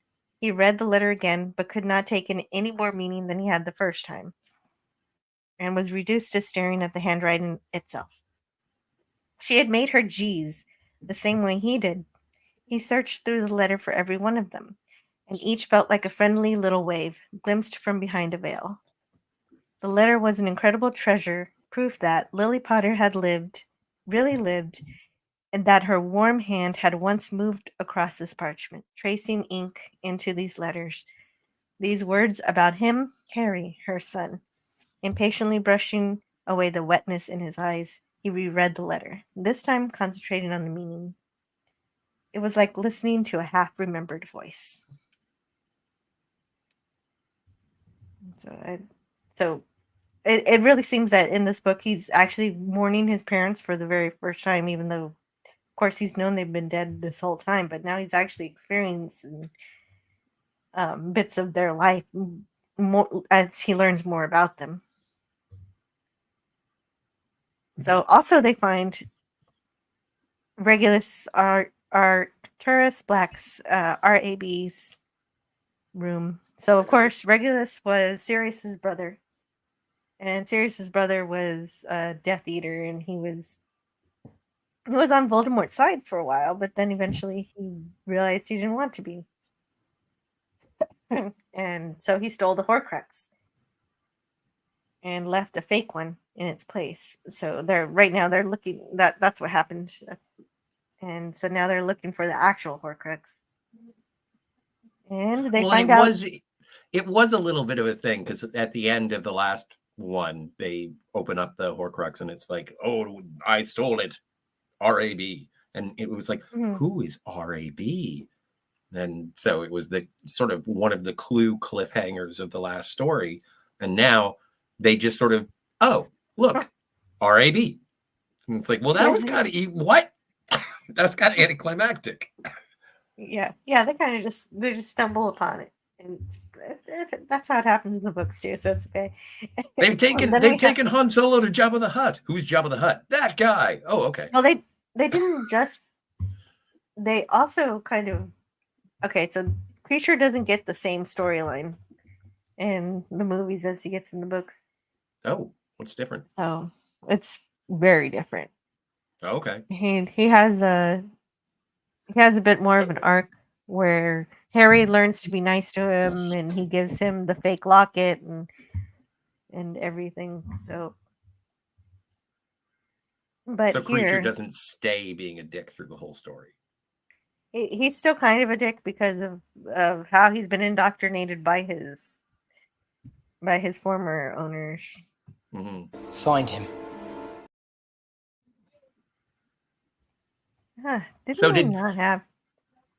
Did Harry inherit Creature as well? Yes, that's right. That's exactly right. Okay. Yes. Harry inherited Creature and Grimmauld Place and everything. Sirius left Harry everything. Which was not explained at all in the previous film, even though it definitely was in the book. Sure. Yeah. But here's my thing. Didn't we have a whole, like, we don't like it when you have a house elf, so give him a sock? Like, why don't you... Does a piece of jewelry count as being a article of clothing? Or is that an accessory? Why don't we free this Creature? Because he's convenient to the plot and we need him to do stuff for us? Why doesn't he free Creature? I forget. Is there a reason? Is it just because he wanted to use him for something? Yeah, which makes Harry just as bad as everybody else who has a house elf. Well, as long as, well, the fact is, as long as Creature isn't as long as he isn't free, he has to basically Oh, there's a reason. You're right. Keep going. He's forced to even though he doesn't like it, he's forced to obey Harry because he inherited him from Sirius. So Harry is Creature's master now. He has to do what he says. Right. But Harry knows how to free house elves. Okay, there's a reason why. There's the reason why Harry doesn't free Creature right away. It was because if he freed Creature would immediately go back to the Death. He'd go back to the Death Eater. He'd go back to Bellatrix. Oh, okay. Exactly. Exactly. He would go off and join who he believes is his true mistress, Bellatrix. Right. That makes sense. So he has two options. He can enslave this house elf, or he can kill it, because if he frees it, it will betray him. Exactly. Right. If he frees Creature, he'll betray him in a heartbeat. But he learns from Sirius, because Sirius was mean to Creature. So Harry learns to be kinder to Creature, gives him the locket, the fake locket, created by Regulus, and because Creature loved Regulus. And this ends up winning Creature's heart and loyalty. Oh, and there's something else in the book that I think was really cool. Lupin shows up and he wants to join the Horcrux hunting and he wants to hang out. And Harry says, "What? Don't abandon your pregnant wife." and I think that was a great growing up moment for Harry. And so I think that would have been better than the later scene where Harry and Hermione are dancing for no reason. Oh, that was comforting his friend. Yeah. I thought that was touching. And I know, Okay. but whatever. It was after Ron had gone away. You're right. So it wasn't a build up towards, he's going to catch Harry and Hermione having a dance. It was like, no, Hermione was sad. Harry was nice. That's what it was. I didn't take any romantic it wasn't romantic. They did a good job of not making it romantic, because as soon as the song was over, they broke up. Well, but it was just the entire reason that Hermione was listening to the radio in the first place is because it reminded her of Ron. And so Harry walks in and he's just like, if you need a shoulder, I am right here. I am not going to try and touch your bikini area. I guess in a way that is better than the book, because in the book all it said is Harry is thought about comforting Hermione, but then the weight of the locket. It's kind of messed up. Well, we always blame the locket in this movie. If anything goes bad, and if there are any severe character flaws, it's because the locket makes you more of a dick. It does. Yeah. Hey, Neville. This is like the only scene you're in. Well, he's in crowd scenes, but whatever. Yeah. Well, anyway, they're back at the Ministry. They've got to get that locket, and they found out that Dolores Umbridge has it. But not yet. Never mind. I'm jumping ahead of myself. This scene actually was just made to show who's in power now, which is Pious Thickness. Now we're capturing Mundungus Fletcher. That's it. There he is.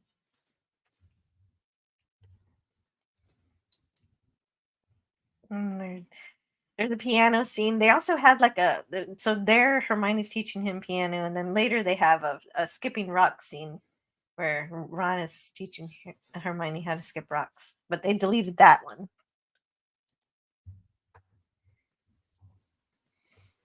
So now they learn that Umbridge has the locket, and Mundungus Fletcher sold it to him. So that's a creature.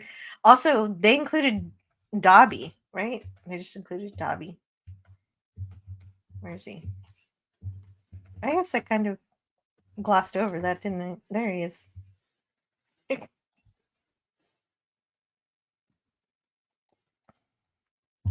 They included Dobby. Okay, so the reason why they included Dobby here where he wasn't supposed to be here is because David Heyman explains the audience really liked Dobby, But not although he'd appear several times in the book at this point, it had been a while since we spent any time with him in the films. We wanted to make sure the audience was invested in him and that his death would resonate. So, unlike the book, Dobby accompanies Creature in bringing back Mundungus Fletcher to Grimmauld Place. We also added a bit more of him to the rescue at Malfoy Manor just before we see the knife being thrown by Bellatrix, which we'll talk about later. And anyway, I think that this was good because in the last movie they kind of cut out the thing where Creature and Dobby were set to track Malfoy. And so that was a whole big thing that Harry was supposed to do. Harry was supposed to assign them that task. And without that task, it makes sense to bring Dobby in just for a little thing like this.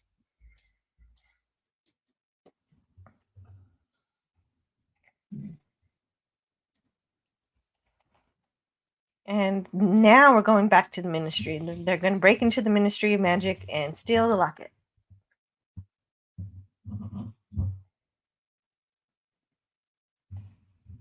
And so in order to do that, they've got to knock out a couple of Ministry employees, steal their hair, and, well, they just knock them both out instead of, I think they made one of them sick, but then they said it would have been easier if we just stunned them both. So that's what they do for the movie. They stunned them and use Polyjuice Potion. We use Polyjuice Potion quite a bit in this movie. In this one. I'm glad there was so much of it already made because it takes a month to make. And so they've got to get the locket, and that's what they're doing. Let's see what's going on with the chat. It was a joke, but I'll be up at 1. All right, see you soon, Grilla. Can you be nice to a certain elf and a total prick to another elf? But of course. Padawan B says, Creature would lose his mind if he was given clothes. Yeah, he would hate. Yeah, that's the weirdest thing is that a lot of house elves don't want to be free. Which was evident when Hermione tried to free all the house elves. And they completely stopped cleaning up Gryffindor Tower because she kept leaving clothes everywhere. But I can understand her desire to want to teach house elves about freedom. And that's a good goal. You know, writing books about she that's really what she should do is write books for house elves about what it's like to be free. And maybe a few of them will decide, hey, maybe that's a better way to live. Grilla's random thought says, Creature would off himself and he has all the secrets. Oh, I didn't even consider that. Would Creature actually go that far? We do know that there's evidence that the house elf will become depressed if they're freed, which is Winky, of course. And she didn't go that far. She just became an alcoholic.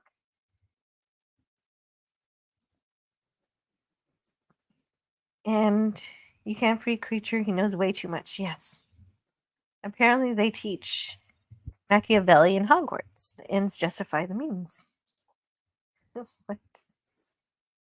Well, not always. That's a good moment. Oh, yeah. And the logo reminds me of Magic the Gathering. Someone called the Wizards of the Coast. We got a copyright problem. Yes, Dobby. Let's see if I have any more clips.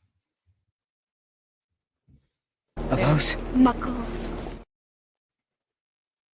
In their rightful place.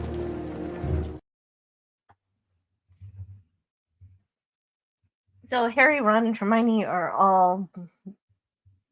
took Polyjuice Potion to be these Ministry members. And I'm going to read a bit from the book that explains this. The Polyjuice scene at the Ministry was an interesting bit, says Rupert Grint. First, we would act our own characters playing each scene with the actors who would be playing us, watching to see how we moved and hear how we talked. Then they would mimic us on the next take. It was really weird watching someone pretend to be you. Grint affirms that. Stefan Rodri, who played Ron Weasley disguised as Reg Cattermole, did a great job. They did do a pretty good job of playing as if they were Harry, Ron, and Hermione. I think that was wonderful. And so Yaxley's office is raining, so Reg is supposed to deal with that, and Reg, of course, being Ron, and so he actually has to try. And Mafalda has to go. Mafalda, who's really Hermione, has to go with Umbridge. And Harry as Runcorn ends up finding Umbridge's office because he's going to see if the locket's there. Accio locket. I like in the movies where they're always like Accio Horcrux. No, well, that doesn't work. And and the thing here is that he also discovers that Mad-Eye Moody's eye is being used by Dolores Umbridge to spy on the workers. Well, they know they're being spied on. And so Harry's in the book was to steal Mad-Eye's eye and give it a proper burial. And that's what but he doesn't do that here. Oh, one more thing. There's a deleted scene. This is a great time to play a deleted scene from the elevators. I understand what happened there, but I can't be a party to that.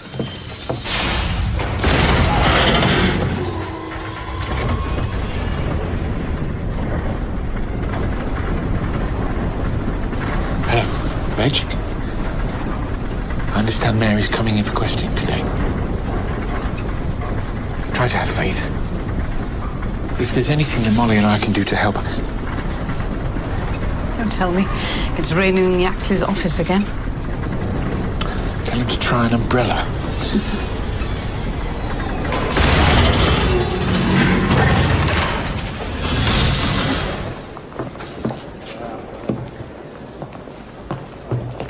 Arthur. You know you're being tracked, don't you? Is that a threat, Uncle? No. It's a fact. They're watching you.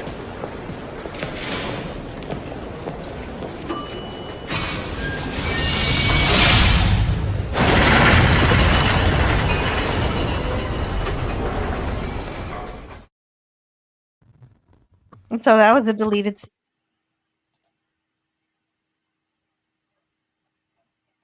Yeah, that's great. That's so good. I think you're muted, Jill. Yeah. Oh, yeah, I am muted. Yeah, Harry warning Arthur that he's being tracked, which is good information. But back to the slides. Harry, he plants a diversion using some Weasley products so he can get into Umbridge's office to look around, but he can't find the locket. Head of the Muggleborn, yeah. So those are the little products that he got for that purpose. Which are great. Yeah. Weasley products. Awesome. Awesome stuff. Yeah, Accio Locket never works, does it?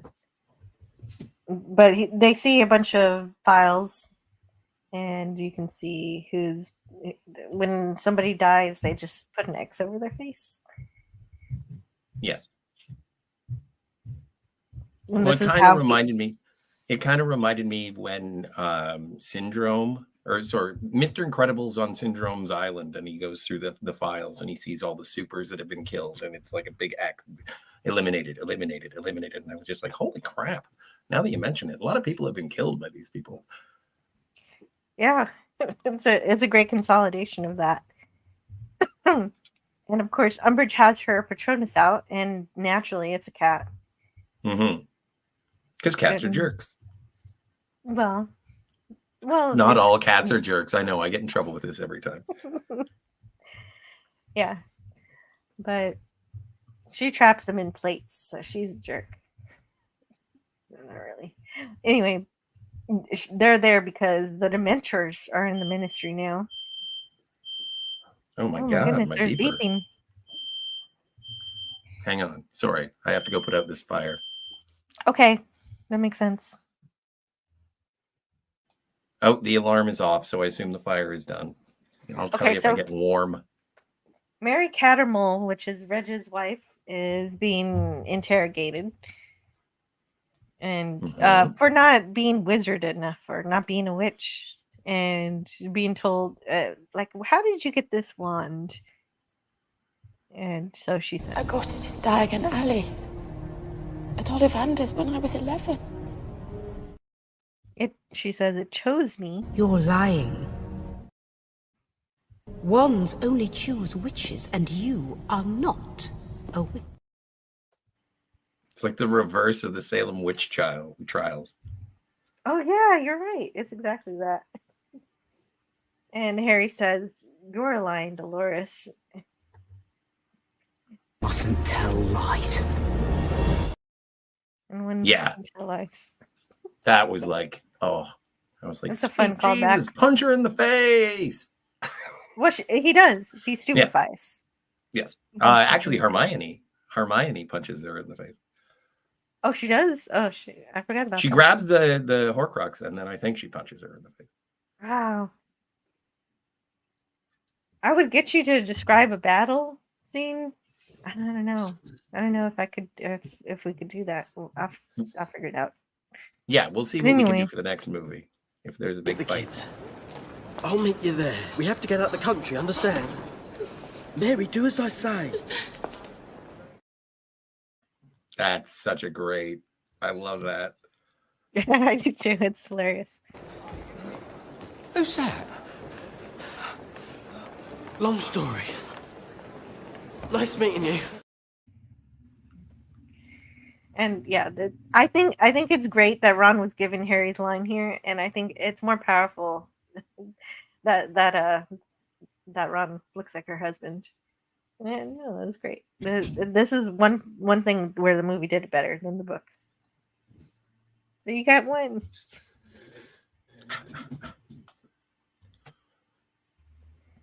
I also, I really enjoy how Ron is being nice and tender, and I'm curious if the actual guy would have just let his wife hang out to dry the entire time. Oh, I don't know. Well, he's part of the Well, bad he guy comes team. back. He comes back though. Well, not really. Well, I mean, not everybody at the Ministry is for Voldemort. Well, Arthur is they're there. okay with they're okay with the murderer running the school that is supposed to train everybody who comes up, and the headmaster of that school follows the Dark Lord that we can't even say his name. So if the Ministry hasn't, Tetris this together, then I don't even know what this bureaucratic building is doing if they don't recognize evil or know how to repel it. Well, what do you mean exactly? I mean, not. I mean, maybe Some not of these make people are the just- murderer who serves a Dark Lord be in charge of the school. Well, they don't want that. They seem to be complicit. Voldemort is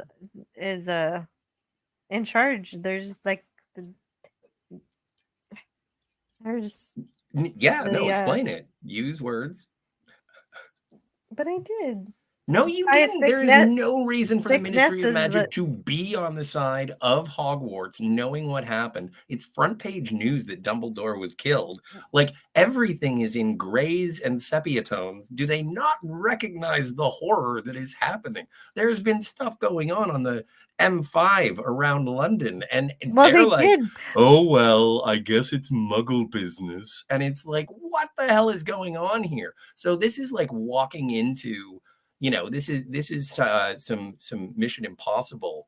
Ethan Hunt is going in to steal the knock list, and everybody is like against the good guys. So it doesn't. The Ministry It doesn't of Magic help is you. currently evil. Yes, it's currently evil. That's right. It doesn't help you to know that the Minister of Magic was killed and replaced by a puppet of Voldemort. That doesn't help you understand kind of like the what everybody headmaster of has to deal with. Hogwarts. Yeah, and that happened too. So they've just lost all control. Dark magic is on the Yes, rise.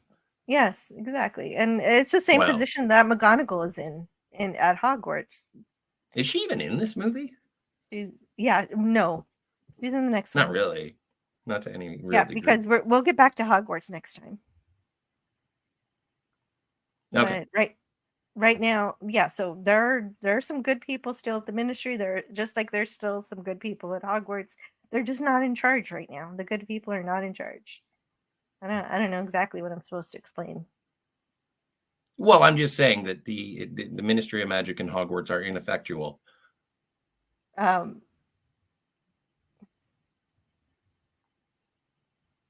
They just they were Death Eaters took over. I don't understand why that's so difficult to understand. No, it's not that it's difficult to understand. It's horrifying that the people who are in charge, or at least we thought they were in charge. Yeah. No. No one is safe from anything. And yeah. Right. That's right. No one's safe. And so the kids have a butterbeer. So I guess. Yeah, well, there's no butterbeer in this one either, unfortunately.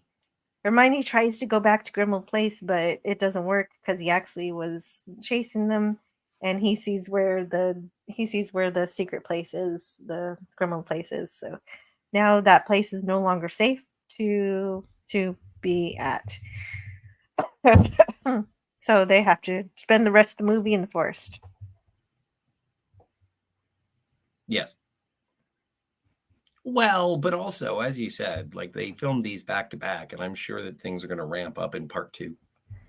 Gorilla, I added you to the group. Look for the group. I didn't send it directly to you. I added you to Jill's Harry Potter streams. Oh, is that? Okay. Yeah. Yeah, I added you to the Twitter group. So look for that. I've just been clicking the link for Jill's Adorable Sneezes channel, and I keep getting brought back to the Harry Potter group. It's crazy. See, because that other one doesn't exist. Oh, I just added you, so there's no link there. Now there's the link. Now I've added this link 3 times in the chat. There we go. There you go. Now check again. Check again, Carla. And the Padawannabe says there's corruption in the government. If you speak out, you're dead. I know. All they have is the Order of the Phoenix, if there's any power.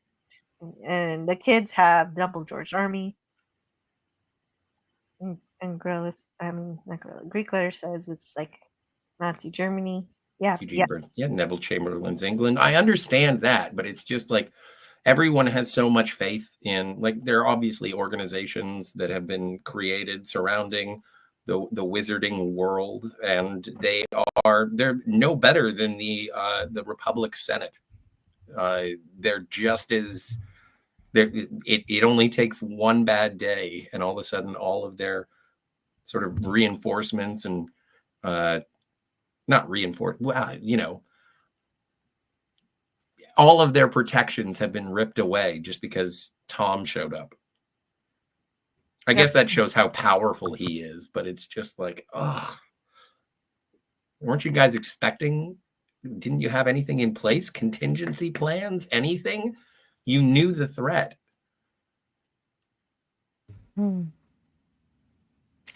Yeah, well, yeah, they didn't. Yeah. So it sounds like a bumbling bureaucracy, which is probably the intent of the author to say this is what happens when you make jobs around an idea, is the idea gets diluted so that everybody has a job. What's important to know, Scotty, is that the Ministry was always corrupt, even before Voldemort took over. It was all kinds of messed up even before it. Like, you remember when they were trying to kill Buckbeak? Oh, right. Yeah. No, they tend to rule through fear. They've been jerks for a while. Yes. They won't let goblins have wands. They're keeping house elves, refuse to give them socks, cold feet everywhere. Anyway, there's No, okay, so I'm they still make having it fun out. with They the make it out story. I'm of. just saying the They make logistics it don't out of make a the. lick of sense. Yeah, they do. Yeah, they're Everybody okay. explained They're it to you. okay. I know, Everybody and I explained it to still you. It's like and I'm still refuting. it's like real Anyway, life. we're done. We're done. We're done. I It's will like real life accept stuff the that's happening. parameters. Yes. An already corrupt government became more corrupt. Yeah, but I thought wizards were supposed to be cool. I think they're cool. It's just there's a problem with the government. That's a bigger problem than the government. They're torturing and murdering people. Like that's not Well, a now problem. it's even worse. Well, there was Right. already a problem. The problem became worse. Yes. Also, something that bad that happened. Ron was splinched because Hermione had to go to this forest instead of Grimmauld Place. Voldemort gave us jobs, and with the Death Eaters, we slept with the doors unlocked. There was no crime, no muggles.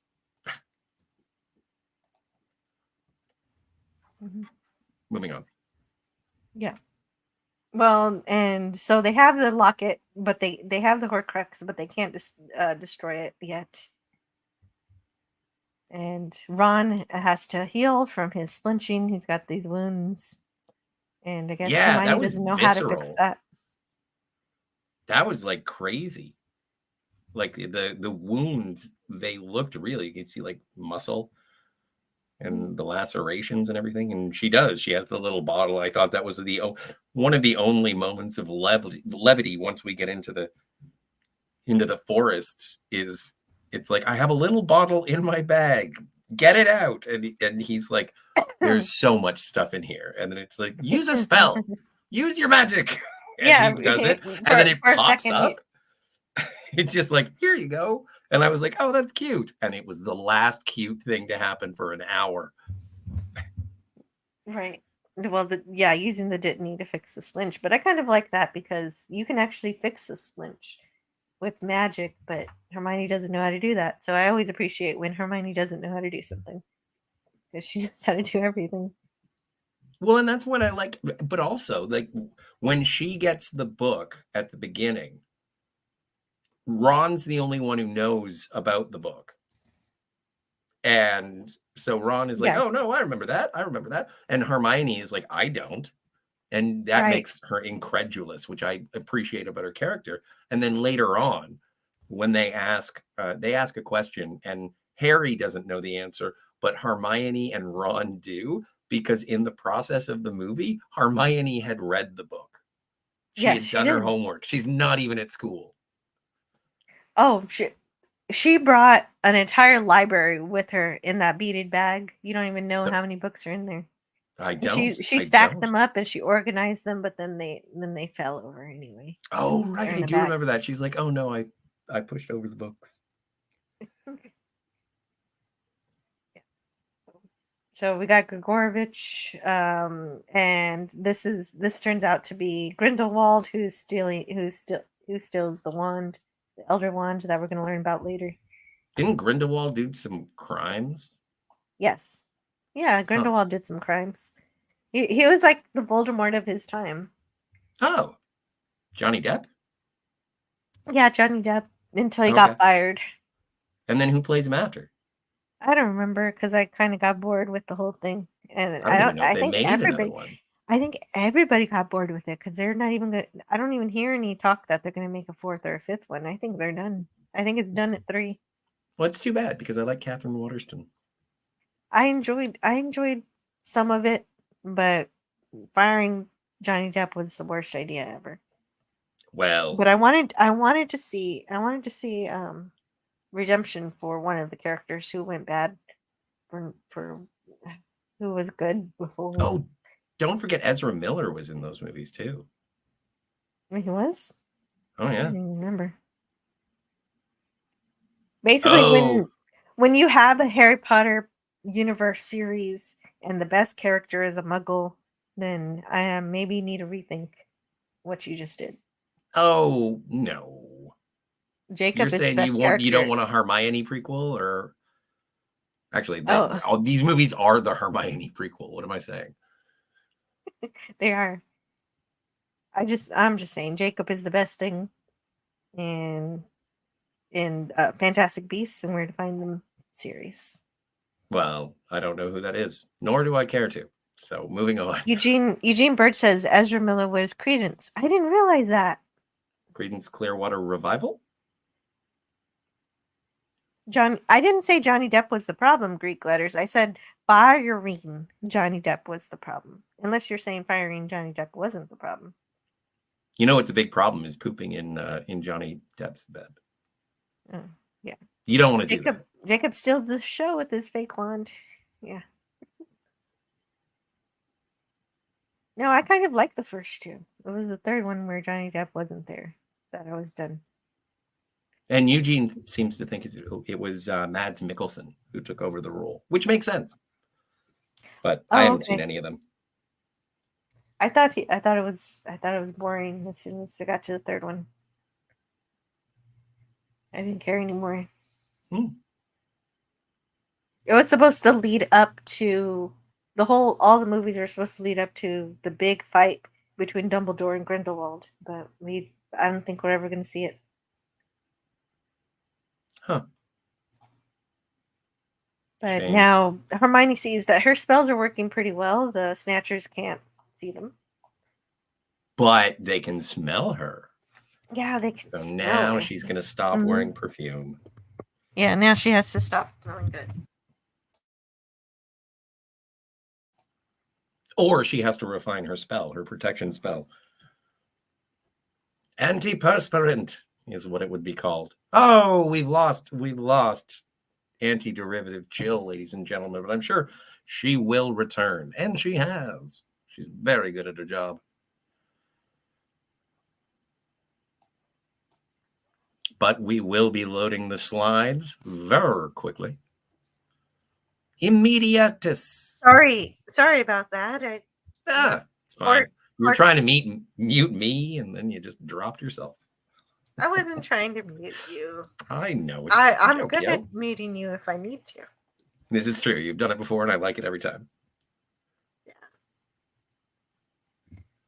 And so, definitely. Mm-hmm. So, Harry's wearing the locket to keep it safe until they can figure Your out mic's how a to little off upon your return. Oh, no. No, now you're good. Really? I just moved a little bit. That's perfect. Now. See, you don't even have to go into the settings. You just have to put your face closer to the microphone. This is not a good place to camp. Don't. Also, later on, there is a burial, and he buries somebody in sand. I always thought that was like a curse. You're not supposed to do that. Because of the implication. Oh, heavens. I shall return quite sure. Oh, I can't leave right now. Everyone's gone. Jill, you're muted. Dalek, you're muted. I'm hearing a knock at the door. I don't know what to do about it. Oh, everything seems okay. Anyway, that was the real life weather update for me. Now, while we have this break without Jill, I wanted to address how much I've been enjoying the films themselves, and in terms of how well that they've been presenting a specific tone. And I like the paced nature and the all is lost, because I feel like this movie is going to make the next movie feel that much more victorious when our heroes overcome.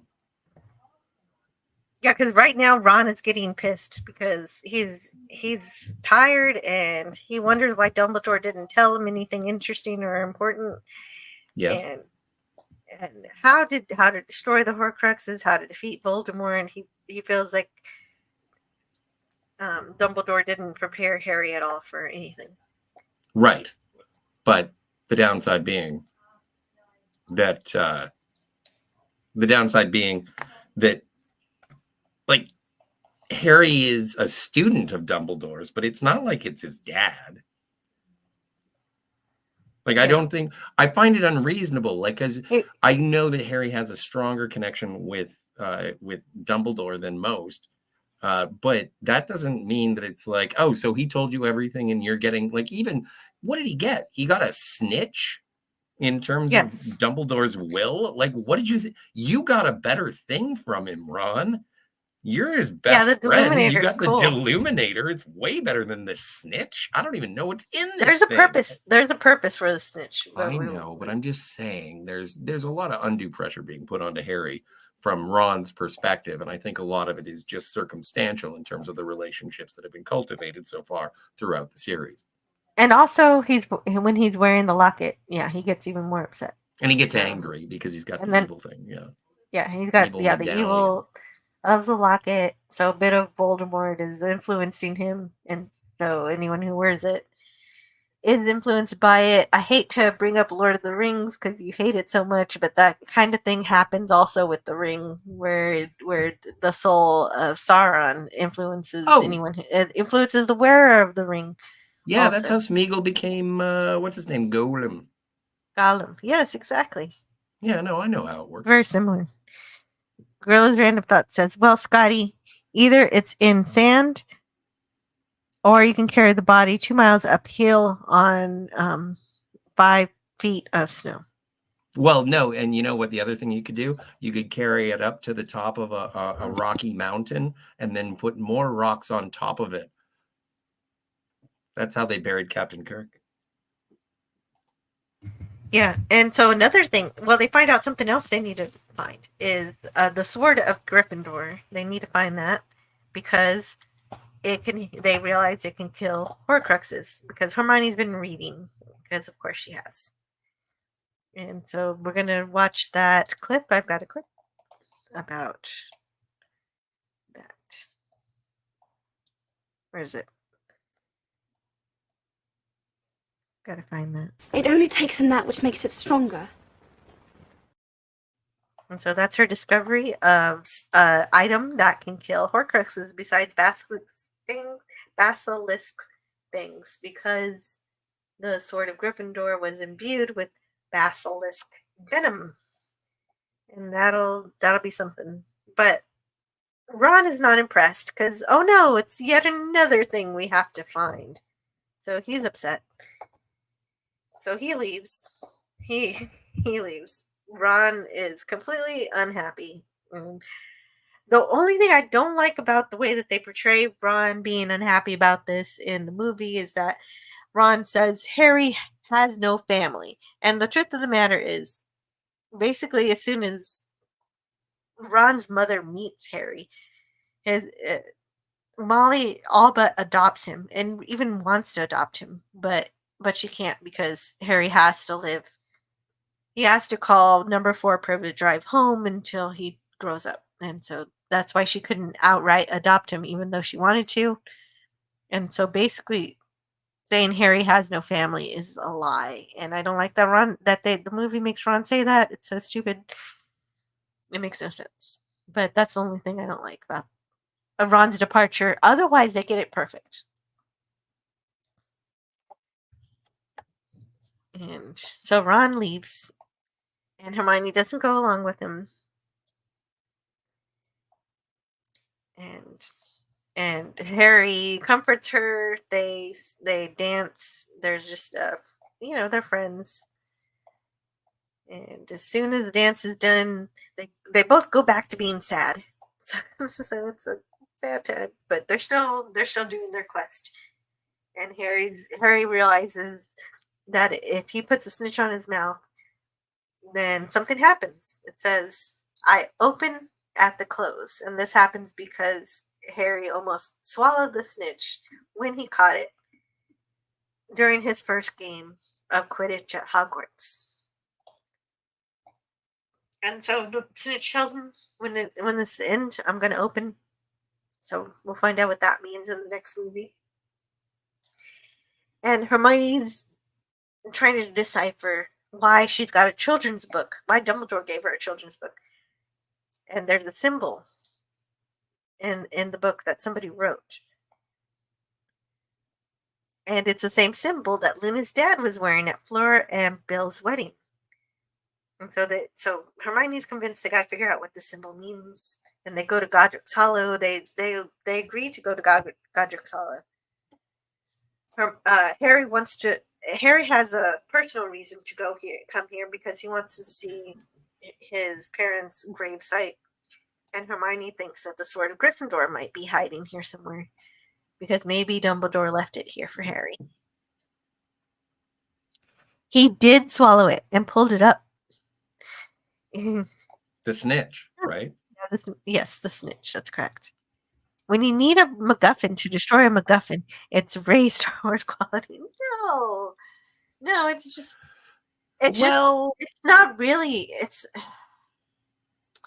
I don't think it is. I guess that's a perception you can have of it. But the Horcrux is supposed to be an extremely powerful object, and so it makes sense for it to have only very few things that can destroy it. Mm-hmm. And also it gives it does sort of provide a level of ingenuity on the part of our protagonists. It's like, well, Dumbledore wanted you to have this thing, but it's not his to give you, and we don't know where it is. And then it's not like they put that together right away. It's like, okay, we have this fake Horcrux, we have to find our AB. And now we have it, and great, now we have it. That was a harrowing adventure. Let's destroy it. How do we do that? And it's like, you know what? Good question. I don't know. And so I do like that it's like, well, what about that other thing that he said that we should do? It is very King's Quest. It is very, okay, let's go here, let's go here. But whenever it comes to wizards, I always go back to like Dungeons and Dragons, and it's like, oh, we have another quest, do we? All right, fine. And so it doesn't bother me for sure. Well, I think it's important because not only that, but it also ties in some of the mythology from earlier in terms of the sword being like absorbing what makes it stronger, and because of what had happened in previous stories, it builds upon the lore as opposed what I think is building upon the lore as opposed to retconning or what have you.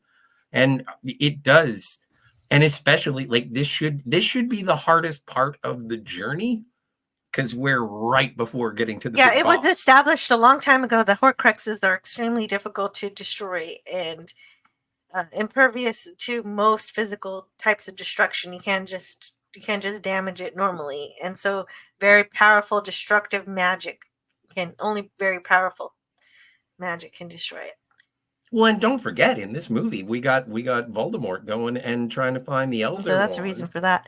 And yeah, but we're also it parallels the story. He's got to find something that'll help him get something. There's and so then many Voldemort things to has find. to do the same thing. It's so, oh my God, it's a fetch quest on. But some of the things they already have. Harry's had one of the Deathly Hallows at this entire time, which is something he finds out that the cloak, the invisibility cloak, has always been with him. But now we're at Godric's Hollow. For Godric's Hollow, the setting of one of the most significant scenes, this is from the book, Stuart Craig wanted a dramatic change in scenery. We were influenced by Lavenham, which is the most spectacular, most beautiful of the rich Suffolk villages. The center of that village is half-timbered in Tudor-style houses, which was the look we hadn't seen in the films. It had nothing to do with Scotland. It's a true British county look.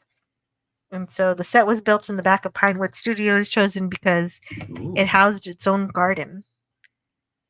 We built a big set, 2 streets, a pub, and a churchyard, gravestones, lich gate, and the derelict cottages of Athilda Bagshot and the Potters. The external shots with the digital view of the rest of Lavenham, although 40 tons of synthetic snow on the village was a practical effort. We absolutely ruined the lawn, but movie lots understand the need of the shoot. Yeah, and that we would replace the garden and make it good again. And Hermione says here that we should have used Polyjuice Potion here, and that's because that's what they do in the books. They get hairs from Muggles. But they don't. Well, but I did appreciate that. I was born here. I wasn't going to return as someone else. I thought Yes. that was a great line. At least But they explained slides. it. Yes. I'm just Slides. curious to. Yeah. Oh, slides would be nice, right? That would be cool. Just curious. Gorilla in the chat says, check X. I will Where check did the X. slideshow go? I don't know. While you're over at X, don't forget to check out at ScottyR37, where I am fishing for a She-Hulk. Oh, here we are. Oh, okay. Okay. So Gorilla, I guess Gorilla can't make it to the stream. So he said, I just wanted to mention they left out. Okay. So I sent the link to the group, but I guess maybe you can't find the group chat. So I sent it in there if you still want to show up. But he said, I just wanted to mention they left out the 17th birthday present of a traditional pocket watch. It shows how Molly always treated Harry like a son. Now she gave Ron a brand new watch and Harry her brother's old watch, which is perfect because Ron has never had anything new. So he appreciates it more. And Harry, who is rich, can always buy new things and has no family to give him an heirloom. So it was perfect. I would have put that in instead of the dancing scene. I love that. That's a great idea, Gorilla. I think that would have been wonderful. I agree. That's a nice one. So we have the slides back. And we have our notes back. And Dalek's back. Everything's back. Everything's coming up so rosy. Yeah, right. Okay, so we're at the graveyard. I and we've didn't got go. I've been here the whole time, Jill. I've just been muted while I've been doing something else. Oh, that's okay. So we've got the Peveril grave here. And we've got another Deathly Hallows symbol. But he's found Lily and James. And Hermione joins him and adds some flowers to his parents' gravesite. And one thing I like is when Harry visits his old home, is that they not only find a statue, they find a statue of Lily, James, and Harry as a baby, but also a memorial plaque is something else they find. And I like what they say in the book. The memorial says, on this spot, on the night of 31 October 1981, Lily and James Potter lost their lives. Their son, Harry, remains the only wizard ever to have survived the killing curse. This house, invisible to muggles, has been left in its ruined state as a monument to the Potters and as a reminder of the violence that tore their family apart. And all around these neatly lettered words, scribbles had been added by other witches and wizards who had come to see the place where the boy who lived had escaped. Some had merely signed their names in everlasting ink. Others had carved their initials into the wood, and others had left messages, the most recent of these shining brightly, over 16 years' worth of magical graffiti, all saying similar things. Good luck, Harry, wherever you are. If you read this, Harry, we're all behind you. Long live Harry Potter. See, I wish that is something from the books in here, because I was like, why is this house still here? But they don't really show the sort of memorial to say that it will not be seen by muggles. This is just a parking lot or something, or a park that no one, a walled park. Yeah, it's left up as a memorial for that history. Mm-hmm.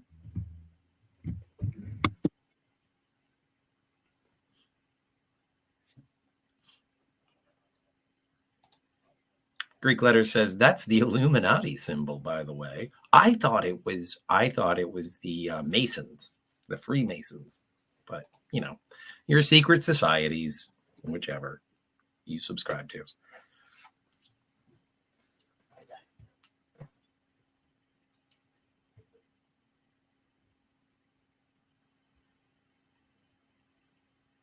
Oh my. Eric's. What happened here? There we are. So tell me what is exactly tragic about this, because this is the lady that Dumbledore was friends with, and she's mute. Yeah. Okay. Do you really want me to tell you why is this so horrible? He wants to know. Go ahead. I want to know why it's sad. Yeah. The fact, well, it's not just sad. It's not just sad. It's horrific. It's absolutely horrific because yes, we see Bathilda here. Yes, she's up. Yes, she's walking, and she's showing them. She's taking them to, I think it was her house, and to give them what was it? Is that what was it? Why did she say them there? I can't remember. Was it for a letter? Is it for that? Oh, wasn't it like a note on a book? It was like, "Dear girl, here, have this book, and it's important," or something. No, Rita Skeeter used Veritaserum to get Bathilda Backshot to tell her story about Dumbledore, to tell everything about Dumbledore. And this note says, "Thanks for your help. You said everything, even if you don't remember." So that was one thing that happened to Bathilda. But then also, then what's happened to her now? Yeah, didn't Wormtail find her? What happened with Bathilda? Basically, Scotty, at this moment, Bathilda is already dead. Oh. Yes. Wormtail found her. Right? Or no? Am I wrong about that? Yeah, she is dead. She's just been possessed by the snake. Yeah, her corpse was animated. The Nagini Voldemort snake is inside her body, animating her. Oh, he's inside her. I didn't get that at all. I thought that she was some sort of interloper who was posing as what's her name, Bathilda. Bathilda, and I thought that she just I thought it was all a ruse to get Harry into the cottage so that she could get close quarters and then turn into a giant snake and attempt to do murders. But I didn't realize that Nagilum. It's a lot worse than that. Yeah, it sounds like it. Okay, that's why I needed the context. I didn't want to jump to conclusions. Like, it's the same thing with the cottage. Why is that thing still standing? Because Muggles can't see it, and it's an important part of wizarding history. And so the same thing with Bathilda here. Is like, oh, okay. I didn't know. I just thought that she was a lady that was going to turn into a monster. But yeah, now, I guess I don't know exactly how, but sometime after Rita wrote this book, she got murdered by Voldemort and reanimated using Nagini. Okay. Yes. Nagilum. Snake. And because of this, well,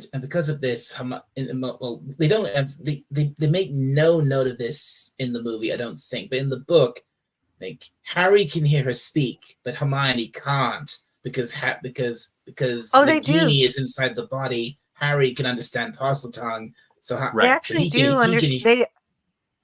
They actually do include it in the movie. Harry does speak Parseltongue in here. Yes. I was curious about the Parseltongue. I thought that was the only language she could speak. That's why I thought she was being mute the entire time, is that when they do finally speak, they talk Parseltongue. No subtitles. And I was just like, okay, I don't get what's happening. And then she turned into a snake. And I was like, well, that explains the Parseltongue. She was a monster this entire time. No, she's but sadly, no, she's not. She's not the monster. Not a monster. The snake is the monster. But Bathilda is just dead. That checks out. Yes, that's right. And yeah, so then suddenly Nagini abandons Bathilda's body and just goes full, snake. And full Hermione Slytherin. comes to check out what's happening. And they stun the snake, and Hermione attacks. But her spell rebounds all over the place and destroys Harry's wand in the process of defeating Nagini or getting away from escaping. Confringo was the spell she used. Oh, there you go, Confringo. And then also Harry has a vision about he sees Grindelwald, Voldemort. And then what happens in the book after that moment is what Harry and Hermione escape from they only just managed to escape from the house, escape from Nagini, and then almost right after that, Voldemort turns up, and we get this really very interesting, but also dark moment where we actually see inside Voldemort's mind, and we actually see his memories of the night he murdered the Potters from his point of view. Well, there is sort of a montage. There's a brief flash of that in the movie as well, which is kind of cool. Oh, that's right. He was about to kill a trick-or-treater who said, "Hey, nice costume, mister." And he was like, maybe some other time. He's busy right now. He's got something else to do. Well, and this was when they go to this place. I do like it because Hermione says, "Oh, I just wanted to go to the place that I remembered as a kid." Harry says it's beautiful, and it's like it's exactly the same, but and then Hermione catches herself and says it's not exactly the same. The trees are different. I'm sure that if I were here, my parents wouldn't recognize the forest, the river, me. And I was like, "Oh, Hermione, no, come on." It was a little bit of that was a stab in the heart. Oh yeah, definitely. Yeah. And having to anyway, parents like that's pretty messed up. But so Bambi as a force ghost shows up, and we don't know where that came from. Yes. Okay, just making sure. Yeah. Well, that's not a good. Yeah, that's not a that. If you didn't already guess, it's a Patronus that looks like a doe or a female deer. A doe? Yes. A doe. And Harry follows the Patronus. And she takes him to an icy pond. And that's how Harry finds the sword of Gryffindor. Yeah. And so he decides, wearing the locket, to remove his clothes and going after it. But the locket isn't happy about being close to the sword of Gryffindor, so it starts choking Harry. Makes sense. I thought that was great. Yeah, and then, of course, we see a mysterious person save Harry. And, of course, it's a Ron. Ron rescues Harry and the sword. This is amazing. So now they can finally destroy Horcrux. Well, this is a weird sort of flex on Harry's part, but I do understand. Because he's already been a teacher. He's already taught like Dumbledore's army. And yes. So I do enjoy the fact that it's like, you're the one who's going to bust it up. And he's like, I can't. I've already been affected by it so much. You're the one who should do it. And he's like, nope, this is your job, Ron. I'm sorry. And I'm just like, what? And he does. He references Dumbledore as to why he has Ron destroy it. Because there's a certain magic in the patterns of how certain events unfold. And he knows that Ron has to do this for that. And it makes sense, like, thematically. But if you are practically addressing this, it's like, no, it's impossible for me to destroy that thing. Okay, I'll do it. It's something that, it's very appropriate that Harry has to use Parseltongue to open the locket because not only is it Voldemort's Horcrux, it's literally the locket of Salazar Slytherin. So of course it makes perfect sense that it could be only be opened by a parcel mouth. Yes, and then the locket starts to try to torture Ron with the images. And I ate this weird CGI up because it is the closest thing you're going to get to softcore shipping throughout this series. Yeah, Tom Riddle ships Harry and Hermione. This is the sexiest that either one of these underage people will be throughout the films. This scene, man. I they're know, not but it's like underage one. anymore, but- Well, there's 17 chronologically, like based on the narrative of the film. That's where I'm. Yes, that's right. They are. They're 17. You told That's me right. stay away from this. Stay away from Which, this part, but I'm just saying this was a. Which for wizards, they're adults now. Because they're Yeah, 17. sure. Yeah, exactly. So it's age of consent in the wizarding world. It's not like they're guilty of other crimes. And so, but I'm just saying, this is the part where Hermione is being the weird, like she's almost acting like Bellatrix, and Harry is acting like Voldemort. And so this is their mirror universe counterparts. I thought it was effective, titillating, horrifying, and very painful for Ron to see. And when he does erupt with emotion and takes care of business like a Weasley does it, I was like, yeah, Ron. Well, So they're both. I did enjoy They're both Voldemort. This is They are Riddle, both Hermione, Riddle, For Harry. sure. And they're all Ron as well, because they are the fearful projections that Voldemort has absorbed from Ron while he was wearing the Horcrux. Right. He knows his heart It all from, works. from being It all near it. works. It's painfully. Woman would take you. You are nothing. You even get to see the difference between how Hermione is usually a bitch. And in this one, it's like, no, in this one, when she is that apparition, she is hurtful and mean. All she's trying to do is help, but she's not very good at, sympathy. And she intellectualizes everything. As she says in this film, she's logical. She takes away all of the extraneous information to get to a proper conclusion. But in this, her logic takes, or at least the apparition's logic, takes not Hermione. Her goal is to hurt Ron. Same deal with Harry. And it is a perfect culmination and breaking of the spell that Ron can now confidently join his friends. And I did like that thematically. Yes, and the Illuminator helped him come back. That it wasn't. It's not just a put outer anymore. It's also a tracking device. Yes. Which makes it good, but it also implies that that Dumbledore didn't know where Harry lived in the first movie, and so he thought about Harry Potter, and then it took him there. Yeah, that's possible. That he wasn't sure where number 4 Privet Drive. Well, no, he was the one who put the charm. He was the one who extended the charm using Privet Drive, so I think he knew where it was. All right, you would know better than I. I just figured that out. But Harry gets a new wand from Ron that he got off of a Death Eater or Snatcher.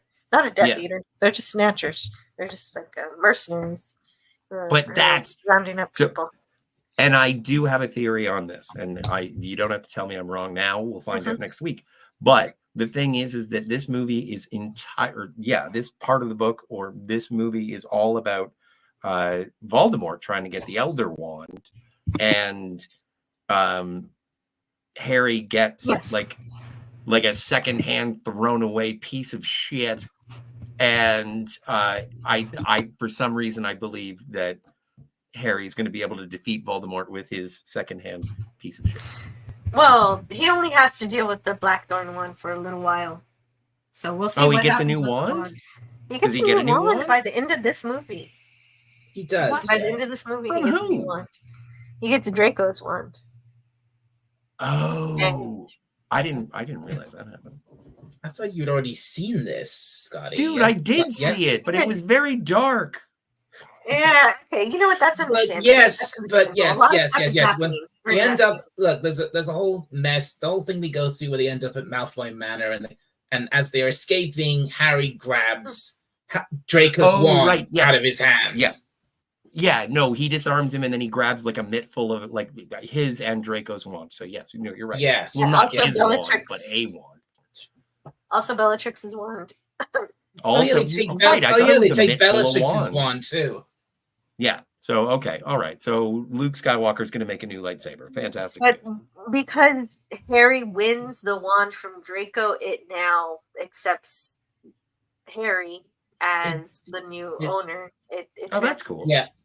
There's a whole thing with it's a funny thing with wand lore. You can basically you can't own anyone else's wand except your own, except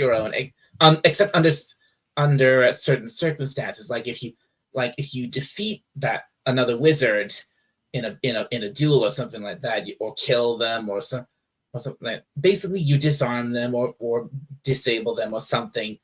You can essentially, that basically means you can claim their wand, and that wand will accept you as its new owner, and it'll work for you just as well as your own wand. Yeah, so it's like a car's. It's a car's pink slip in a drag race. Because they've got to figure out what the Deathly Hallows is. Also,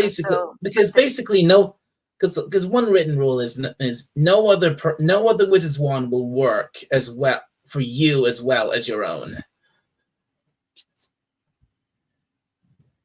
Okay, so well, and DJ Playnice has been here for. Need to keep going because I know you need to keep going, but I need to say hello to DJ Playnice, who has been here and lurking. I wasn't trying to interject to not say hi to DJ. I do want to say hi to DJ Playnice. I just wanted to. Oh, okay, DJ Playnice is lurking, but I gotta go. Happy Friday, and thanks for hosting. You're welcome. Have a wonderful Friday. And Gorilla thinks Hermione should have slapped Ron for abandoning Harry. I don't know. I give him a lot of credit. I give him a lot of forgiveness based on the fact that he was affected by the Horcrux. Mm-hmm. I'm just like, yeah, man, I get it. Yes, you remember mostly correctly. Yes, that's correct. Oh, can I read that? Gorilla's Random Thought says, yes, if I remember it right, the Horcrux showed Ron Harry raw dogging Hermione to piss him off. It must be real. It must be regional. I'm not 100% sure with this euphemism. I know. I'm just playing. I live in the UK. I live in the UK, and even I'm not entirely sure what dogging is. No, raw dogging. I think that's having the coitus without protection. But Moni, I don't know what a Moni is. Oh, is that Hermione? Raw dogging Hermione. Yes, Hermione. That's correct. Oh, okay. So Greek letter says, "Wait, how in the fires of hell did the sword of Gryffindor? How was it lying in a puddle of water? It should be in the headmaster's office in Hogwarts. Whoever cast the Patronus put it there. And we'll find out next."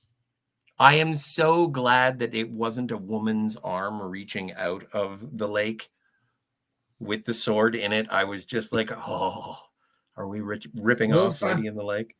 You'll see who put the sword there in the next movie. Can't wait. Looking forward. Yep.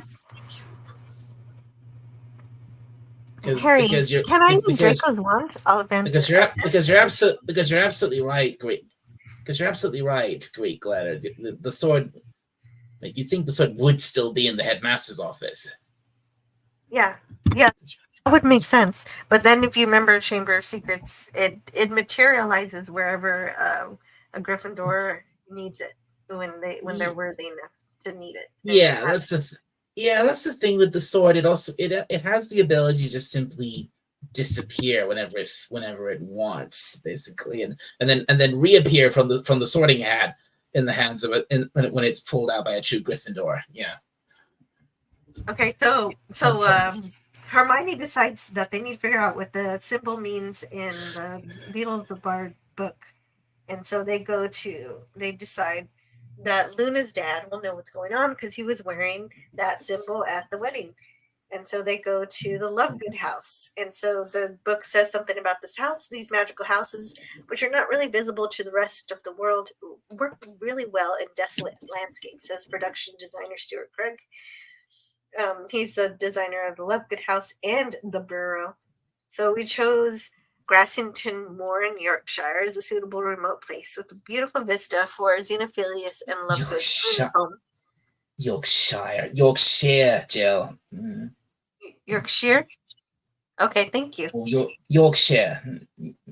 Or Yorkshire. The borough is set in Dorset, but nonetheless, the two are compatible, and you can believe that one is just over the hill from the other. Chess enthusiast Ron Weasley describes Lovegood home as a rook-shaped. Instead of a straight castle, Stuart Craig opted for a tapering, leaning, distorted cylinder, and required any furniture set against the walls to be similarly curved. As the Quibbler is manufactured in the house, the printing press was required. We based it on an American version from the late 1800s, Craig says, and helped by special effects team, we mechanized it further because we wanted to have the paper on a conveyor belt system, with rollers rushing across the ceiling, up and down the walls, into the guillotine. It was more dynamic and more fun to blow up in the end. So definitely they arrive at Luna's house, and Xenophilius isn't too happy to see them. They ask where Luna is, and he says she'll be along, but of course she won't be along. But there's a thing here about Emma Watson and Reese, the actor here. She said, "I loved Reese. I just find him hysterical. I'd never really had problems corpsing when an actor laughs inappropriately during a take, but I really struggled on those 2 or 3 days that we shot our scenes together. I just couldn't keep it together." Luckily, Watson continues, he's a very nice guy and very patient, and he found the whole thing quite amusing. He actually nicknamed me Giggles because I was so bad. In fact, Emma's scene with Reese led to the first time that the actress received a red card, a soccer reference for essentially being sent off the field. "I was so annoyed," says Watson. "I'd never had a red card. The class pet. I'm as good as gold." But she accepted it with grace. It would be a little bit sickening if I hadn't got a single one. So fair enough. And so they figure out what the Deathly Hallows are. They listen to the story about the three brothers. And they actually have that story over there, but obviously I'm not going to go read that. But basically the story of the three brothers is that they're supposed to cross this river, and they use magic to avoid drowning because they make a bridge instead. And so the Death decides he's going to get these brothers whether they like it or not. So he pretends that he's doing them a favor, but what he's really trying to do is get them to kill themselves. So with the first one, he gives the first wizard what he wants, which is a powerful wand. And so the next one gets a stone that brings people back to death from the dead. And these are things that the wizards are actually asking for. And the last brother wants something to be able to leave the place and not be followed by death. And that's how he gets the invisibility cloak. Straight from the death robes. And so the ones who got the wand and the stone, things don't end too well for them, because the one who gets the wand brags that he's awesome and everything, and so somebody murders him to get the wand. And the one who asked for the stone ends up ending his life because he meets his wife, or somebody he was going to marry, and she was sad and cold, and she did not belong in the mortal world. So he ended his life to be with her because she couldn't live in our world. And death claimed the second brother. Yeah. And the youngest brother got to live a full and happy life and gave the cloak to his son, and then greeted death as an old friend and went with him gladly. So then, oh no! What? Dumbledore is Dumbledore's the son of the third brother. No, actually, he's it's not. Harry's No, he's family. not. It's Harry's Oh, family. okay, I'm guessing. Actually, Harry is the descendant of the third brother. Which is who what, gives? Oh, it is No. true. Yeah. No, Dumbledore. If Dumbledore got the invisibility cloak from James, and after James died, and he passed it on to Harry. So Right. So it was passed to its rightful owner, which was Harry. Because I can imagine if James had lived, he would have passed the cloak on to Harry anyway, like father to son, as it's been through the family. You know. Absolutely, but Dumbledore ended up passing it on for James. So yeah, he did. Yes. And so then we Understood. finally know what the Deathly Hallows are. This right here is the wand. This is the resurrection stone, and the triangle is the cloak. Greek letters says that that's the Illuminati. That's what Greek letters. Yeah, that's right. With the eye. Well, it looks like it's an eye and everything. I think somebody in the book they do say it kind of looks like that. So there may be some kind of connection there, but in any case, if you get all of these items together, it makes you the master of death. Which is what Voldemort is after. It is. Yeah, well, the thing with he only wants the Elder One right now. The only thing with Voldemort is that he wants to conquer in his own way. He wants to conquer death, sure, but the only one of the Hallows he's interested in is the Elder One because it'll just make him so much more powerful, and he'll be able to kill Harry with it. Yeah. Yeah, it's the most powerful wand in existence, and so definitely that's why he wants it. But it also has to be your wand, so it has to also accept you as its owner. So as we were mentioning, yeah, and even once Voldemort gets his hands on the Elder Wand, it does, and he can still do magic with it, but he can't. But it's not performing the legendary, extraordinary magic that it's said to be able to do, and the only conclusion is the wand hasn't accepted him. But and at this point, and we'll get into that next movie. Yeah, like this, and that makes sense. And that okay. I'm getting a bit ahead of things. That's okay. cool. That's Though. Okay, no problem. That's cool. I look forward to it. The Elder Wand has a fingerprint scanner, and so, but like I do like at the end of this movie when Voldemort does get spoilers the Elder Wand, and then he shoots it into the air as you would do, and it's like, okay, this works, and then you're on your way. But I'm glad that there will be a little bit. Oh, you thought it would work, you silly boy.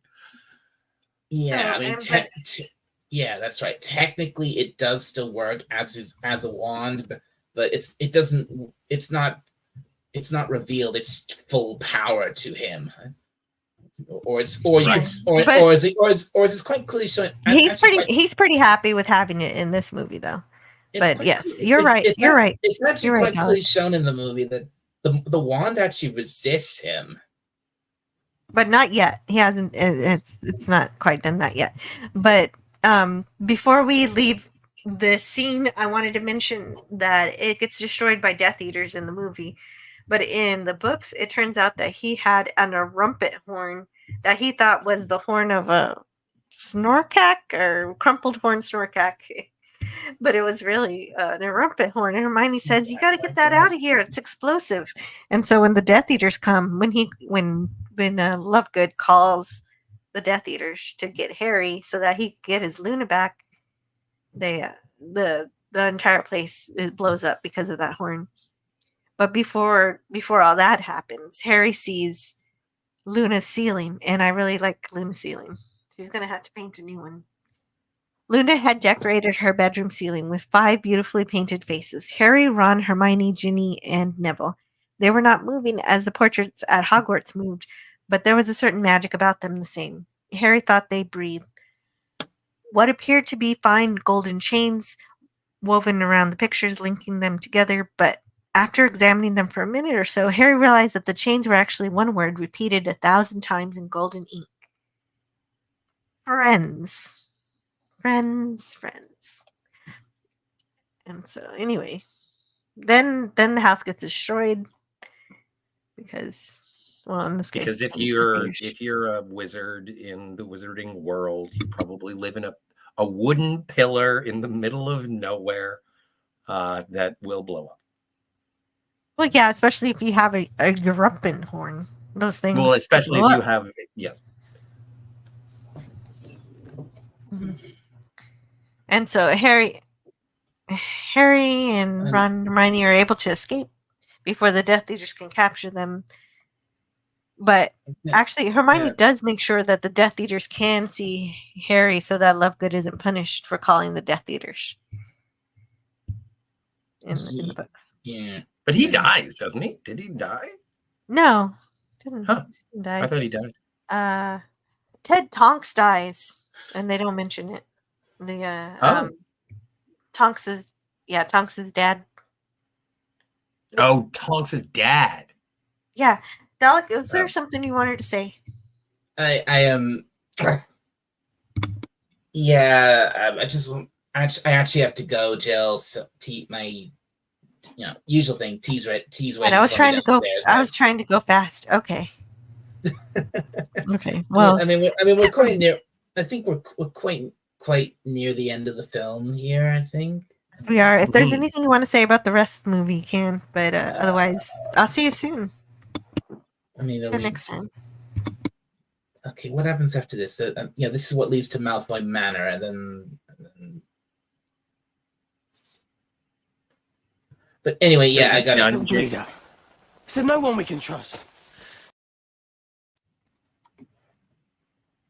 Oh yeah, this is the part where they get caught by the Snatchers because before they can even put up their protection, they get caught. Yeah, this is where they get caught by the Snatchers, but particularly by Greyback.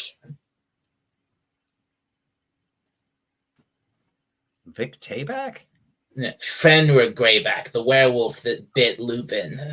Yeah, they let Fenrir Greyback wear the Death Eater robes, but he's not actually a Death Eater. He doesn't have the tattoo.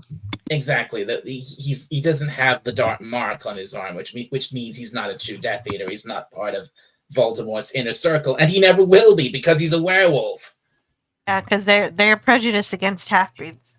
I guess that they're not happy about that. But he doesn't mind as long as he gets to eat somebody every now and then. So yeah, they're all too happy to let him just run around devouring children whenever he wants. Yeah, and that's his goal basically. It's anybody he doesn't completely eat, he hopes to turn them into a werewolf like him. Yeah, exactly. He did to Lupin. Yeah, exactly. That's what he does. He waits till the right moment so he transforms, and then he either just devours these poor little kids, or he leaves them maimed so they become werewolves themselves, and he just lives to do that. Yeah. And then Hermione sends a stinging jinx to Harry to make him not look like Harry anymore, as they're being caught by these Snatchers. They're running around the forest. Oi, you look like you're allergic to bees. Yes, that's exactly what they sound like. And so they take their prisoners to Malfoy Manor. And this is Gorovitch. Well, but also I want to point out this actor. Gorovitch, that's Grindelwald. Grindelwald, sorry, excuse me. I meant to say Grindelwald. So Grindelwald stole the wand from Gorovitch, and then Dumbledore defeated Grindelwald, and then so this is how Voldemort finds out where the Elder Wand is. Yeah, this is Voldemort on the trail to get the Elder Wand, and his search leads him to the wand shop the Grigorovich is the wand maker who had the other wand which Grindelwald stole the wand from him, and then oh damn it! I'll be down soon. Okay, don't drive angry. Sounds like you're wearing a Horcrux. But this actor, if I'm not okay, I know he was in Hunt for Red October, and I think he was the bad guy, German in Indiana Jones and the Last Crusade. Who is Grindelwald's actor in this movie? Let me see. This is actually, and now a little bit of history here, Scotty. Like I said, this is Grindelwald. This is basically the previous Dark Wizard before Voldemort's original rise to power, and where he's locked up here. He's actually locked up in a place called Villengard, which originally was his own fortress when he was on his own crusade to take over the Wizarding World and the Muggle world, and after he was defeated, he wanted to lift the statute of secrecy and make sure everybody knew. Yeah. He wanted to reveal wizards reveal the Wizarding World to Muggles, and he would subjugate all Muggles. That was basically his plan. Well, but that's why it sounds sort of more X-Men than anything. It's like, okay, fine. If we're more powerful, then we have these people who we can absolutely take over. Why don't we do that? They would be our house elves. And then there's another faction that says, no, they're not. They're not. And so I do like that sort of argument and that way of thinking in terms of we will reveal ourselves and we will have our revenge. And it's great. I think it's great. Now I'm going to have to watch Fantastic Beasts. You insist. I'm still watching Twilight, so. Oh yeah, you're right. You could watch something worse than Fantastic Beasts. Good point. Oh, really? So you're saying that Twilight is worse than Fantastic Beasts? Yes. Well, I really hate Twilight. Yeah, that's fine. That's cool. Yeah. So we have the chat here. Let's see, where was I? Dalek451, are you thinking that Dumbledore would need to kill Harry? What? Wow, Dumbledore won it fair and square from Grindelwald in 1945. You don't have to kill somebody in order When to did I say? I was not thinking that, Eugene Bird. I know how. I wasn't thinking that either. I know the whole thing with the Elder Wand works. You're right. You don't need to kill. To make it your own, to come into master, you don't necessarily need to kill the previous owner. You just need to defeat them, not kill them. Yeah. Usually throughout the other one's history, that didn't claiming the wand from someone else did usually involve killing them, but it doesn't. It's not necessary if you. That's correct. Well, only if you want to make sure that the person that you stole it from isn't going to chase you down. Voldemort didn't get the secret. Oh, Voldemort didn't get the secret Bluetooth password to the wand. It never optimized it, so he should have installed the latest patches. Exactly. You know what? Have you tried turning it off and turning it on again? It's believable because Luna's mother blew herself up. Oh, right. She was experimenting with magic. And it didn't end well. Dumbledore and Grindelwald fantasized about getting the Hallows since they were teenagers. Yes. Yeah, they did. Isn't that why Luna is the way Luna is because she has been touched by death because she did present at the death of her mother? Well, that's just the reason she can see Thestrals. Yeah, but I thought, yeah, exactly. That's just the reason. No one else can see the Thestrals. Well, anybody who's seen seen and processed death Yes. and remembered Can it. do You it. apparently have to remember it. And she did it at a very young age because of the death of her mother. Yes. Okay. As And then long as I'm keeping up, after I'm Harry sees because- Cedric dying. And so because of hard to keep up, guys. and because of the real and unfortunately because of the association with death that the Thestals have, they have this very bad reputation of being omens of death, but they're not. They're really gentle creatures. They're harmless. I learned that. So from speaking of gentle creatures who are harmless, so Draco has been Don't forget the slideshow. Oh right, yes, the slideshow. I forgot. I don't want to always forget the slideshow every time I leave. I don't leave the Illuminatus. Pictures, Lydius. Anyway, they're at Malfoy Manor at this point. Yes. And Draco is he's been through a thing. He's being told to confirm whether it is Harry or not. And he doesn't. He also doesn't confirm that's Ron and Hermione, even though they pretty much seem to know it. But I think over the course, he's always been a foil to Harry. But I think now he's realizing that he's not into murder as much as the other Death Eaters. So, Please. When Draco couldn't kill Dumbledore, he realized that he grew up with this prejudice that he learned from his family, but that it doesn't go so far as to he doesn't really want to hurt people. That he's actually figuring this out. Further in the novel, there's something crazy that happens in the novel. Harry was getting these awful images of Voldemort forcing Draco to torture other people. And I'm sure that's also something else that helps Draco realize that this isn't the way he wants to treat anyone. He has his limits. He's been brought up to accept these views. Yes. But this is also based on the end of the last movie. And I want to say story as opposed to movie, because I know is that he was tasked with killing Dumbledore, didn't do it. Snape did it, and everyone is sort of disappointed in him.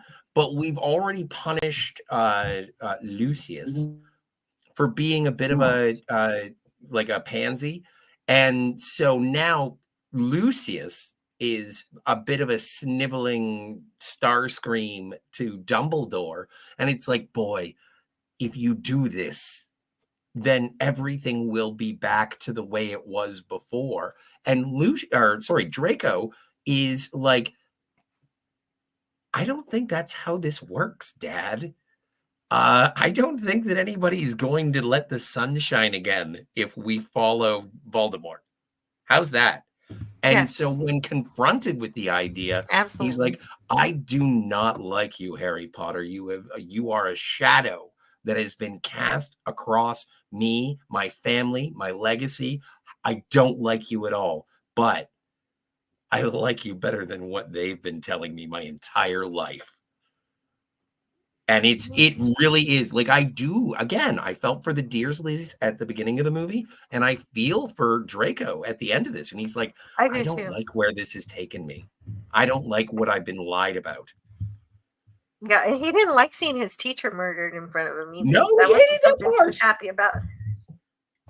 How else was he supposed to find out about how to make fun of Muggles if he didn't go to the Muggle class?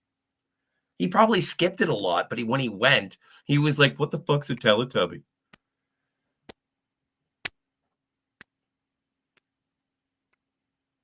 So I do feel bad for Draco in this moment. And I do think, and again, this is part of, I think that there is going to be some redemption that happens here. I know people are going to have to die for their, fatal flaws, but this is I enjoy the escalation of the storytelling. And so, yeah, Jill, you are muted.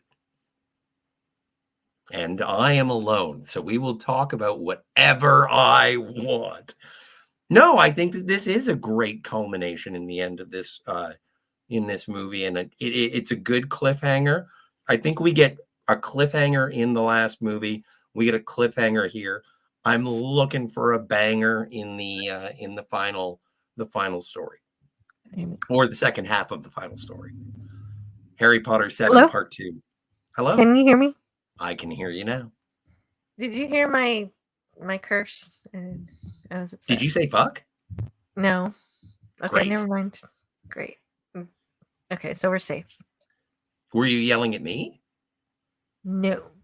Great. No, it's not your fault. My microphone keeps messing up. I bought a new cord, but I have to wait for it to come in. It might be in, but I'm not going to go check the mail right now. Yeah, no, we're busy. We're almost done, you're too. Busy.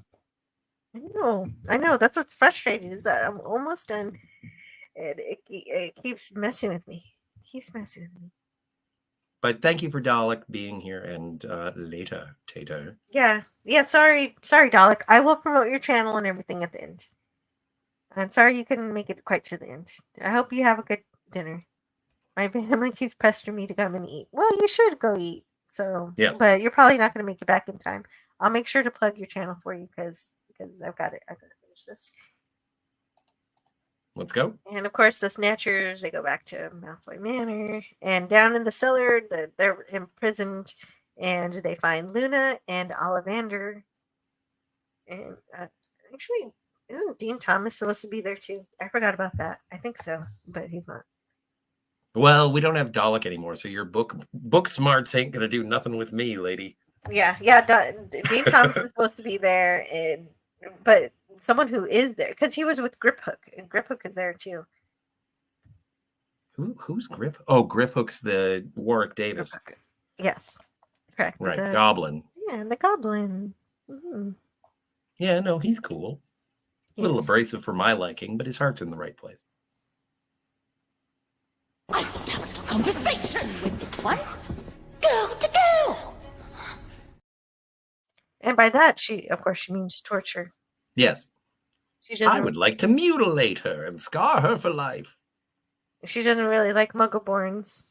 She calls them mudbloods. I thought mudbloods were like half Muggle, half wizard. It's a witch or wizard who's born from non-magical parents. I thought that was a Muggle. Oh no, mudblood is if you're okay. No, that makes sense. Yeah. Right. So she gets tortured. Yeah, they're screaming, and how do we get out of here? And we have a Deus Ex Dobby. Right. And there's this mirror. Okay, so I think that somebody was making, I think it was Greek letters making a Star Wars joke saying, and Dumbledore came back for some reason, or I forget. Yes. And that's actually something that seems to be happening throughout this entire movie, because Harry has the broken present he got from Sirius, which was a two-way mirror communication device that, if he would have realized it existed, Sirius might be alive. But besides that, somebody else has the other mirror and keeps looking through, and Harry keeps thinking, man, it looks like Dumbledore's looking at me, but maybe I'm just hallucinating because I'm so sad. And so then he sees this, what looks like Dumbledore in the glass again, the mirror again, and so he asks for help, and so he gets help. Dobby appears and takes Luna and Ollivander to Bill and Flora's cottage on the beach. Delightful. And this will be explained in the next movie for you. I can't explain it now, but I'll let you find out. I appreciate that. I'm looking forward to the death of a twin. Now a twin. Well, anyway, Wormtail comes back, and I don't know if they stun him or kill him, but in the book, something different happens with Wormtail. And I was gonna ask Dalek to explain, but he's not here, so I'll explain. It happens a little bit differently. Here, it's unclear whether or not Wormtail is killed because Dobby just takes away his wand. Yeah, I don't think he died. Yeah, but he does. He does die. Oh, he's So dead what now? happens- Good. He's dead. He's supposed to be dead. He doesn't show up again. So what happens is Wormtail is choking Harry, and Harry says, "You're going to kill me?" Attempting to prise off the metal fingers. "After I saved your life, you owe me, Wormtail." The silver fingers slackened. Harry had not expected it. He wrenched himself free, astonished, keeping his hand over Wormtail's mouth. He saw the rat-like man's small, watery eyes widen with fear and surprise. He seemed just as shocked as Harry at what his hand had done, at the tiny, merciful impulse it had betrayed, and he continued to struggle more powerfully as to undo that moment of weakness. "And we'll have that," whispered Wand, tugging Wormtail's wand from his other hand. Wandless and here. Wandless, helpless. Yes, also correct. Pettigrew's pupils dilated in terror. His eyes had slid from Harry's face to something else. His own silver fingers were moving inexorably toward his throat. No! Without pausing to think, Harry tried to drag back the hand, but there was no stopping it. The silver tool that Voldemort had given his most cowardly servant had turned upon its disarmed and useless owner. Pettigrew was reaping his reward for his hesitation, his moment of pity. He was being strangled before their eyes. So that's the death of Wormtail that they cut out of this movie. Yeah. Yeah, it's fine, but I just thought I'd tell you. No, but thematically, it would have been like, again, it being such a dark movie, it would have been awesome. Yeah, to see awesome. Wormtail's hand, and I was like, why is he Dr. Claw? And I was like, oh, that's right, because they cut off his hand and they gave him a new one, and he's like, thank you, master. And it's like, yeah, no, it would be great to see that thing come back and be like, you useless, and then kill him, and then the terror that he would experience. But I think that would be a little intense. It would be just for the film, but I'm glad that they included it in the book. It did. I like it a lot. Anyway, they could cut out some of the camping and have that. I think that there's some things they could have cut to put I'm fine with it because we're not falling into the same pattern of the previous movies where we are defined by an academic school year. It's like, how do we know things have been happening over a period of time? This does take place over a year. And so I do like, we're camping. And it's like, it Christmas draws happens. more gravity to the fact that, this is a long period of time. Yes, there is. And there was something else that was cut that I don't think I put in my notes. It was the radio that Ron keeps listening to. This is a very specific broadcast where Galaxy News Radio. Hello. Yeah, I am 3 Dog. Sorry. That's okay. That's exactly what it is. But it was called Potter Watch, and members of the Dumbledore's army had set it up, and they of course they bring news from the good side because everything on the radio was from Voldemort approved stations. So this was the Resistance radio, and so you had to get a special code in order to listen to it. And everybody had code names, obviously, and they had to keep moving their broadcast location. So then Harry and Ron rescue Hermione from being tortured, and Bellatrix is interrogating the goblin about the Sword of Gryffindor. And the goblin is holding his own. He's doing such a good job. Yeah, he is. He lies pretty well because he knows it's a real thing. And Dobby, of course. Master Potter. Chandelier. Dobby will help you. Yeah, he drops the. He does. He drops the chandelier on them. Yes. Well, he doesn't. Yes, he does. Dobby is a free elf. Yes. And Dobby has come to save Harry Potter and his friends. Like, at this point, Dobby is better than C-3PO in the sequel trilogy. I love Dobby. just in time. I fall in love with Dobby just in time. Just in time. Well, but it's important to know he's been in all the books helping or trying to, he's always he's in Hogwarts. He's in the kitchens. And so he's a constant presence. I hope he gets a paycheck. Yeah, me too. I'm sure the voice actor did. Oh, who is it? Toby Jones? And Dobby has come to save Harry Potter and his friends. I wasn't trying to cut you off. That was a complete accident. But I think that's Toby Jones who does the voice, and Toby Jones played Truman Capote in a movie. He was in the Indiana Jones and the Dial of Destiny. He was in Sherlock season, I want to say 4. No, Toby Jones, very, very well-regarded English actor, and he just he provides his voice, but incredible. Yes. Incredible animations. Correct. Love it. And Bellatrix throws her knife through as they're just separating to Bellefilore's cottage, and the knife makes it and kills Dobby. That was so perfect, because the thing, like, as a person who didn't know, like, I knew she threw the knife, and I knew, like, there's the way the movie is made. It's like, is the knife going to make it? Is the knife going to make it? Is the knife going to connect? Who's it going to connect with? And so I did appreciate that. It's tension for a person who hasn't read the books. And then when we get to the other side and Hermione is holding Ron, and we put Ron through the ringer this entire story. And it's like, oh no, Ron got knifed.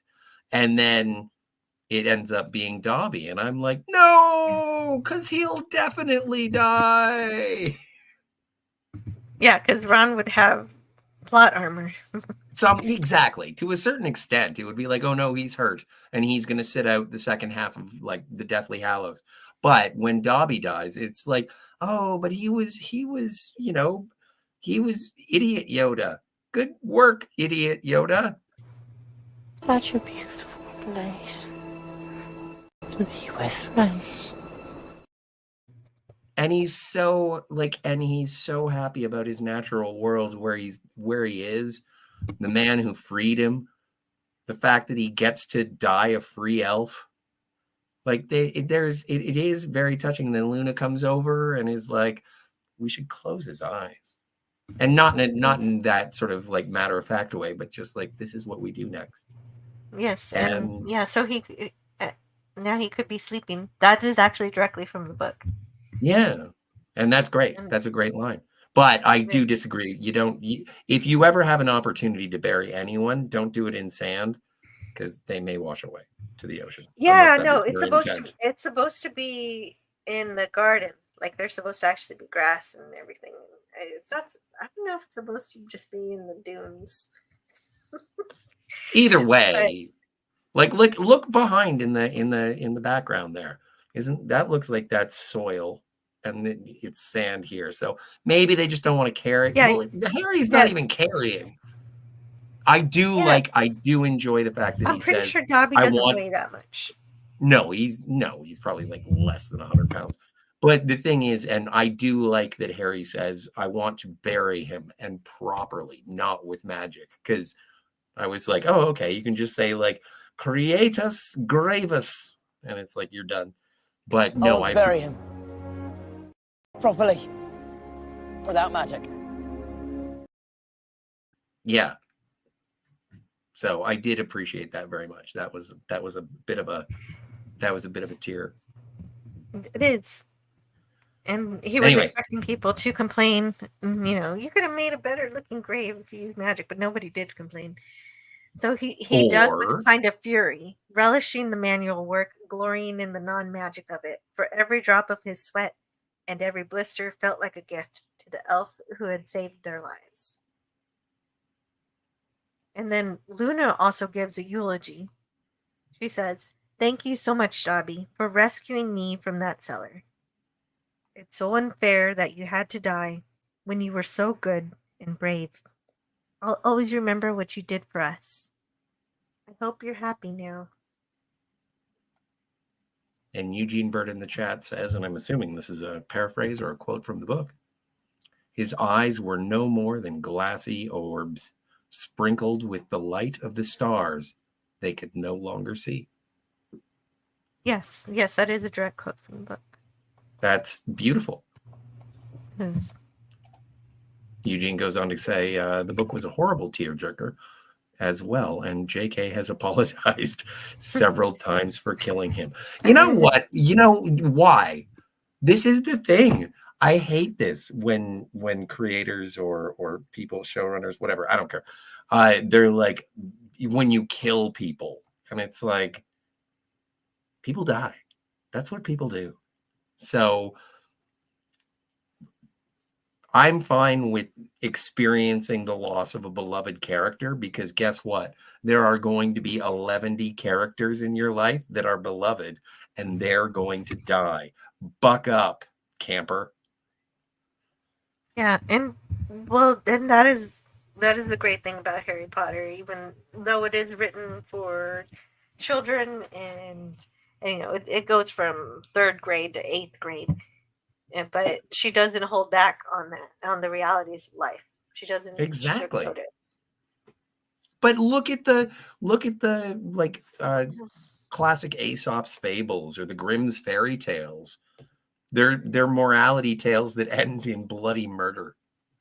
And so I'm okay. I think, like, again, I've said this a million times. I want to show my 5-year-old niece the movie Alien so she knows what to do if she's on a space freighter with a xenomorph. I don't think that's unreasonable.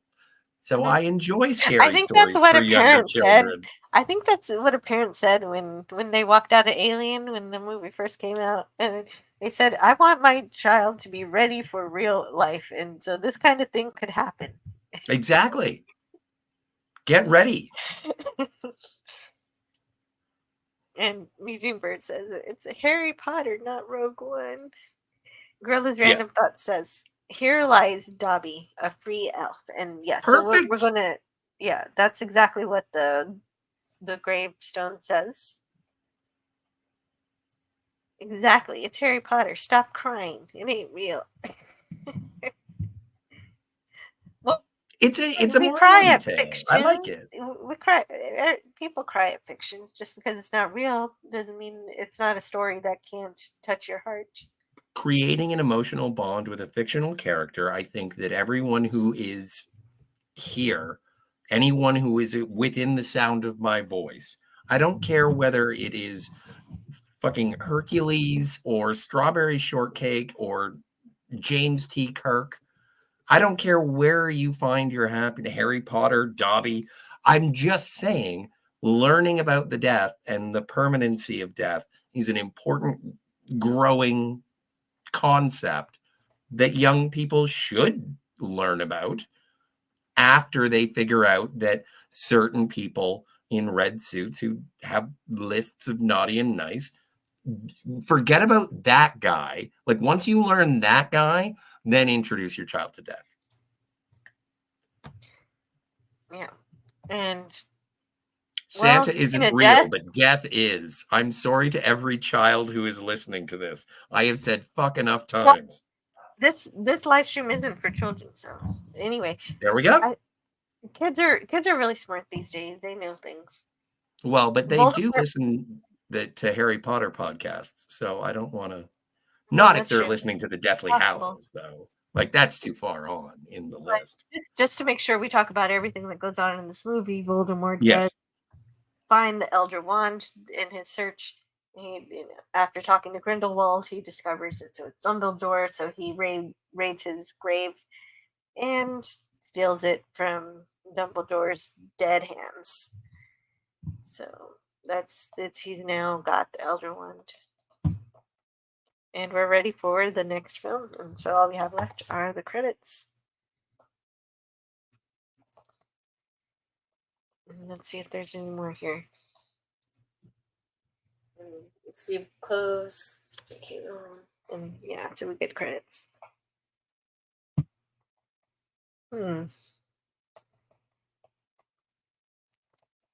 wanted to see if there was something else in my notes that I had that I wanted to share that I missed.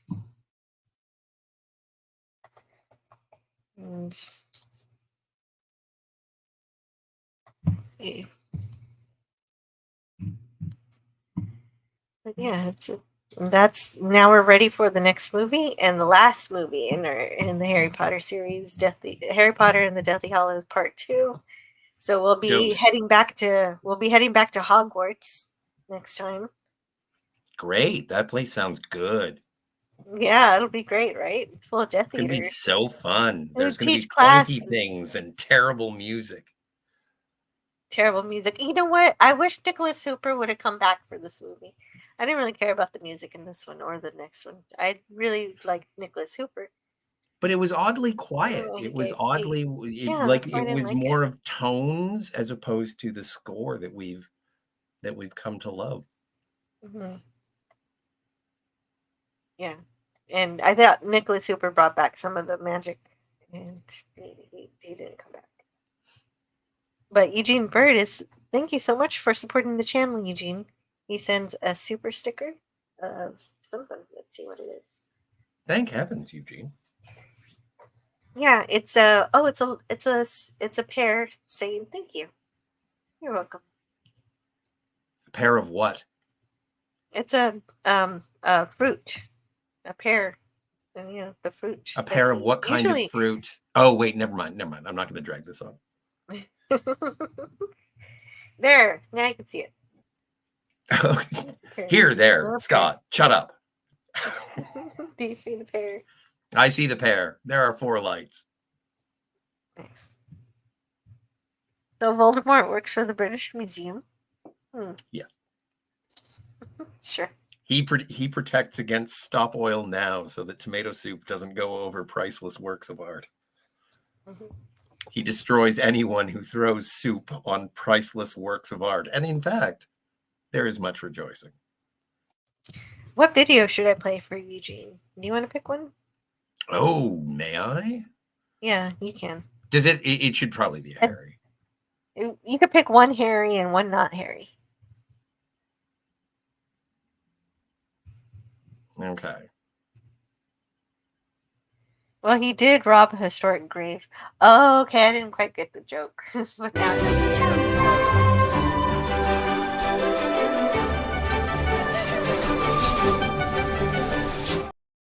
yeah, there's no point to coming back.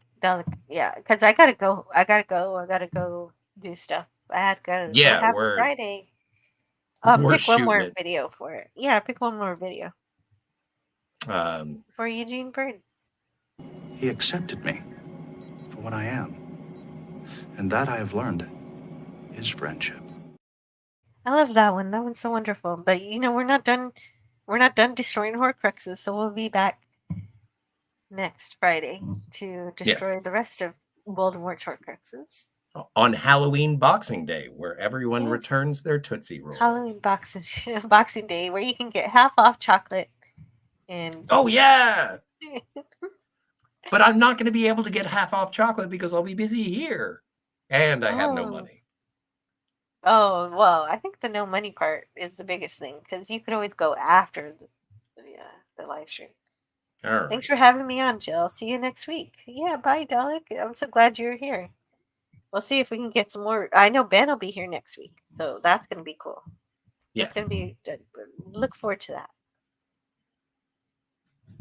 And we'll have more Harry Potter fun. Did I forget to play any clips? Let me check. Yes, let's do a clip cleanup. Nope, I played them all. Oh. Actually, there was one I didn't play. It was a deleted scene. It was hardcore pornography. So where do we go next? Well, Dumbledore had a theory that the Horcruxes wouldn't be made out of random objects. And they wouldn't be hidden randomly either. We know of 3 so far. The ring, which according to Dumbledore belonged to Tom's grandfather. The diary, which obviously belonged to Tom himself. And then this, which again, according to Dumbledore, belonged to Tom's mother. It scares me a bit, that. thinking it's a piece No, of... don't say it.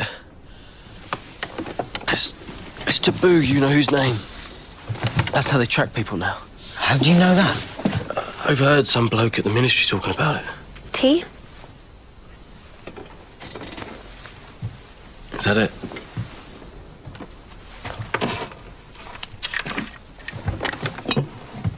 Yep.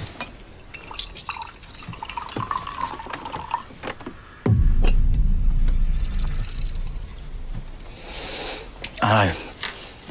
I felt that too. It ticking or something. Like it's got a heart. Like it's alive. I hate it. It's like he's here with us.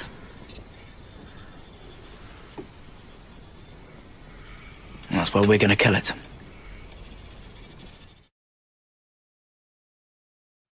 Yeah. Yeah, and it did explain the whole taboo thing, which I guess you got to see it when Luna's dad says Voldemort's name and the Death Eaters show up.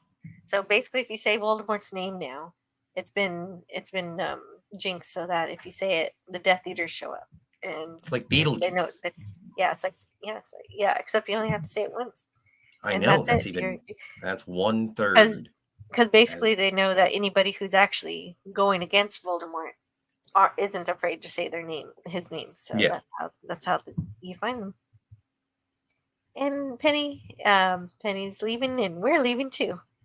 She says, "Bye, y'all." Yes. Yeah, let's get out of here. Yeah, let's get out. Let's get out. I got stuff to do too. Yeah, I'm bored. Oh no. Okay. Well, the You don't movie's need to be over. bored. What am I supposed to be? Yeah. So we'll see you next time. And Yes. have a great Friday. Is there anything you want to plug? Yeah, buy me a She-Hulk. Okay. Bye, Scotty a toy. And Buy me a for toy. me. And for me, Tuesdays, For All Mankind, starting season 4. And next Friday, more Harry. Last Harry movie. And then we'll do some other stuff. We'll And do I'll other see you Harry next time. movies, just no Harry Potter movies. Oh, Dirty Harry. Oh, see? You found another Harry very quickly. Bye, guys. Good Thanks for night. being awesome. Yes.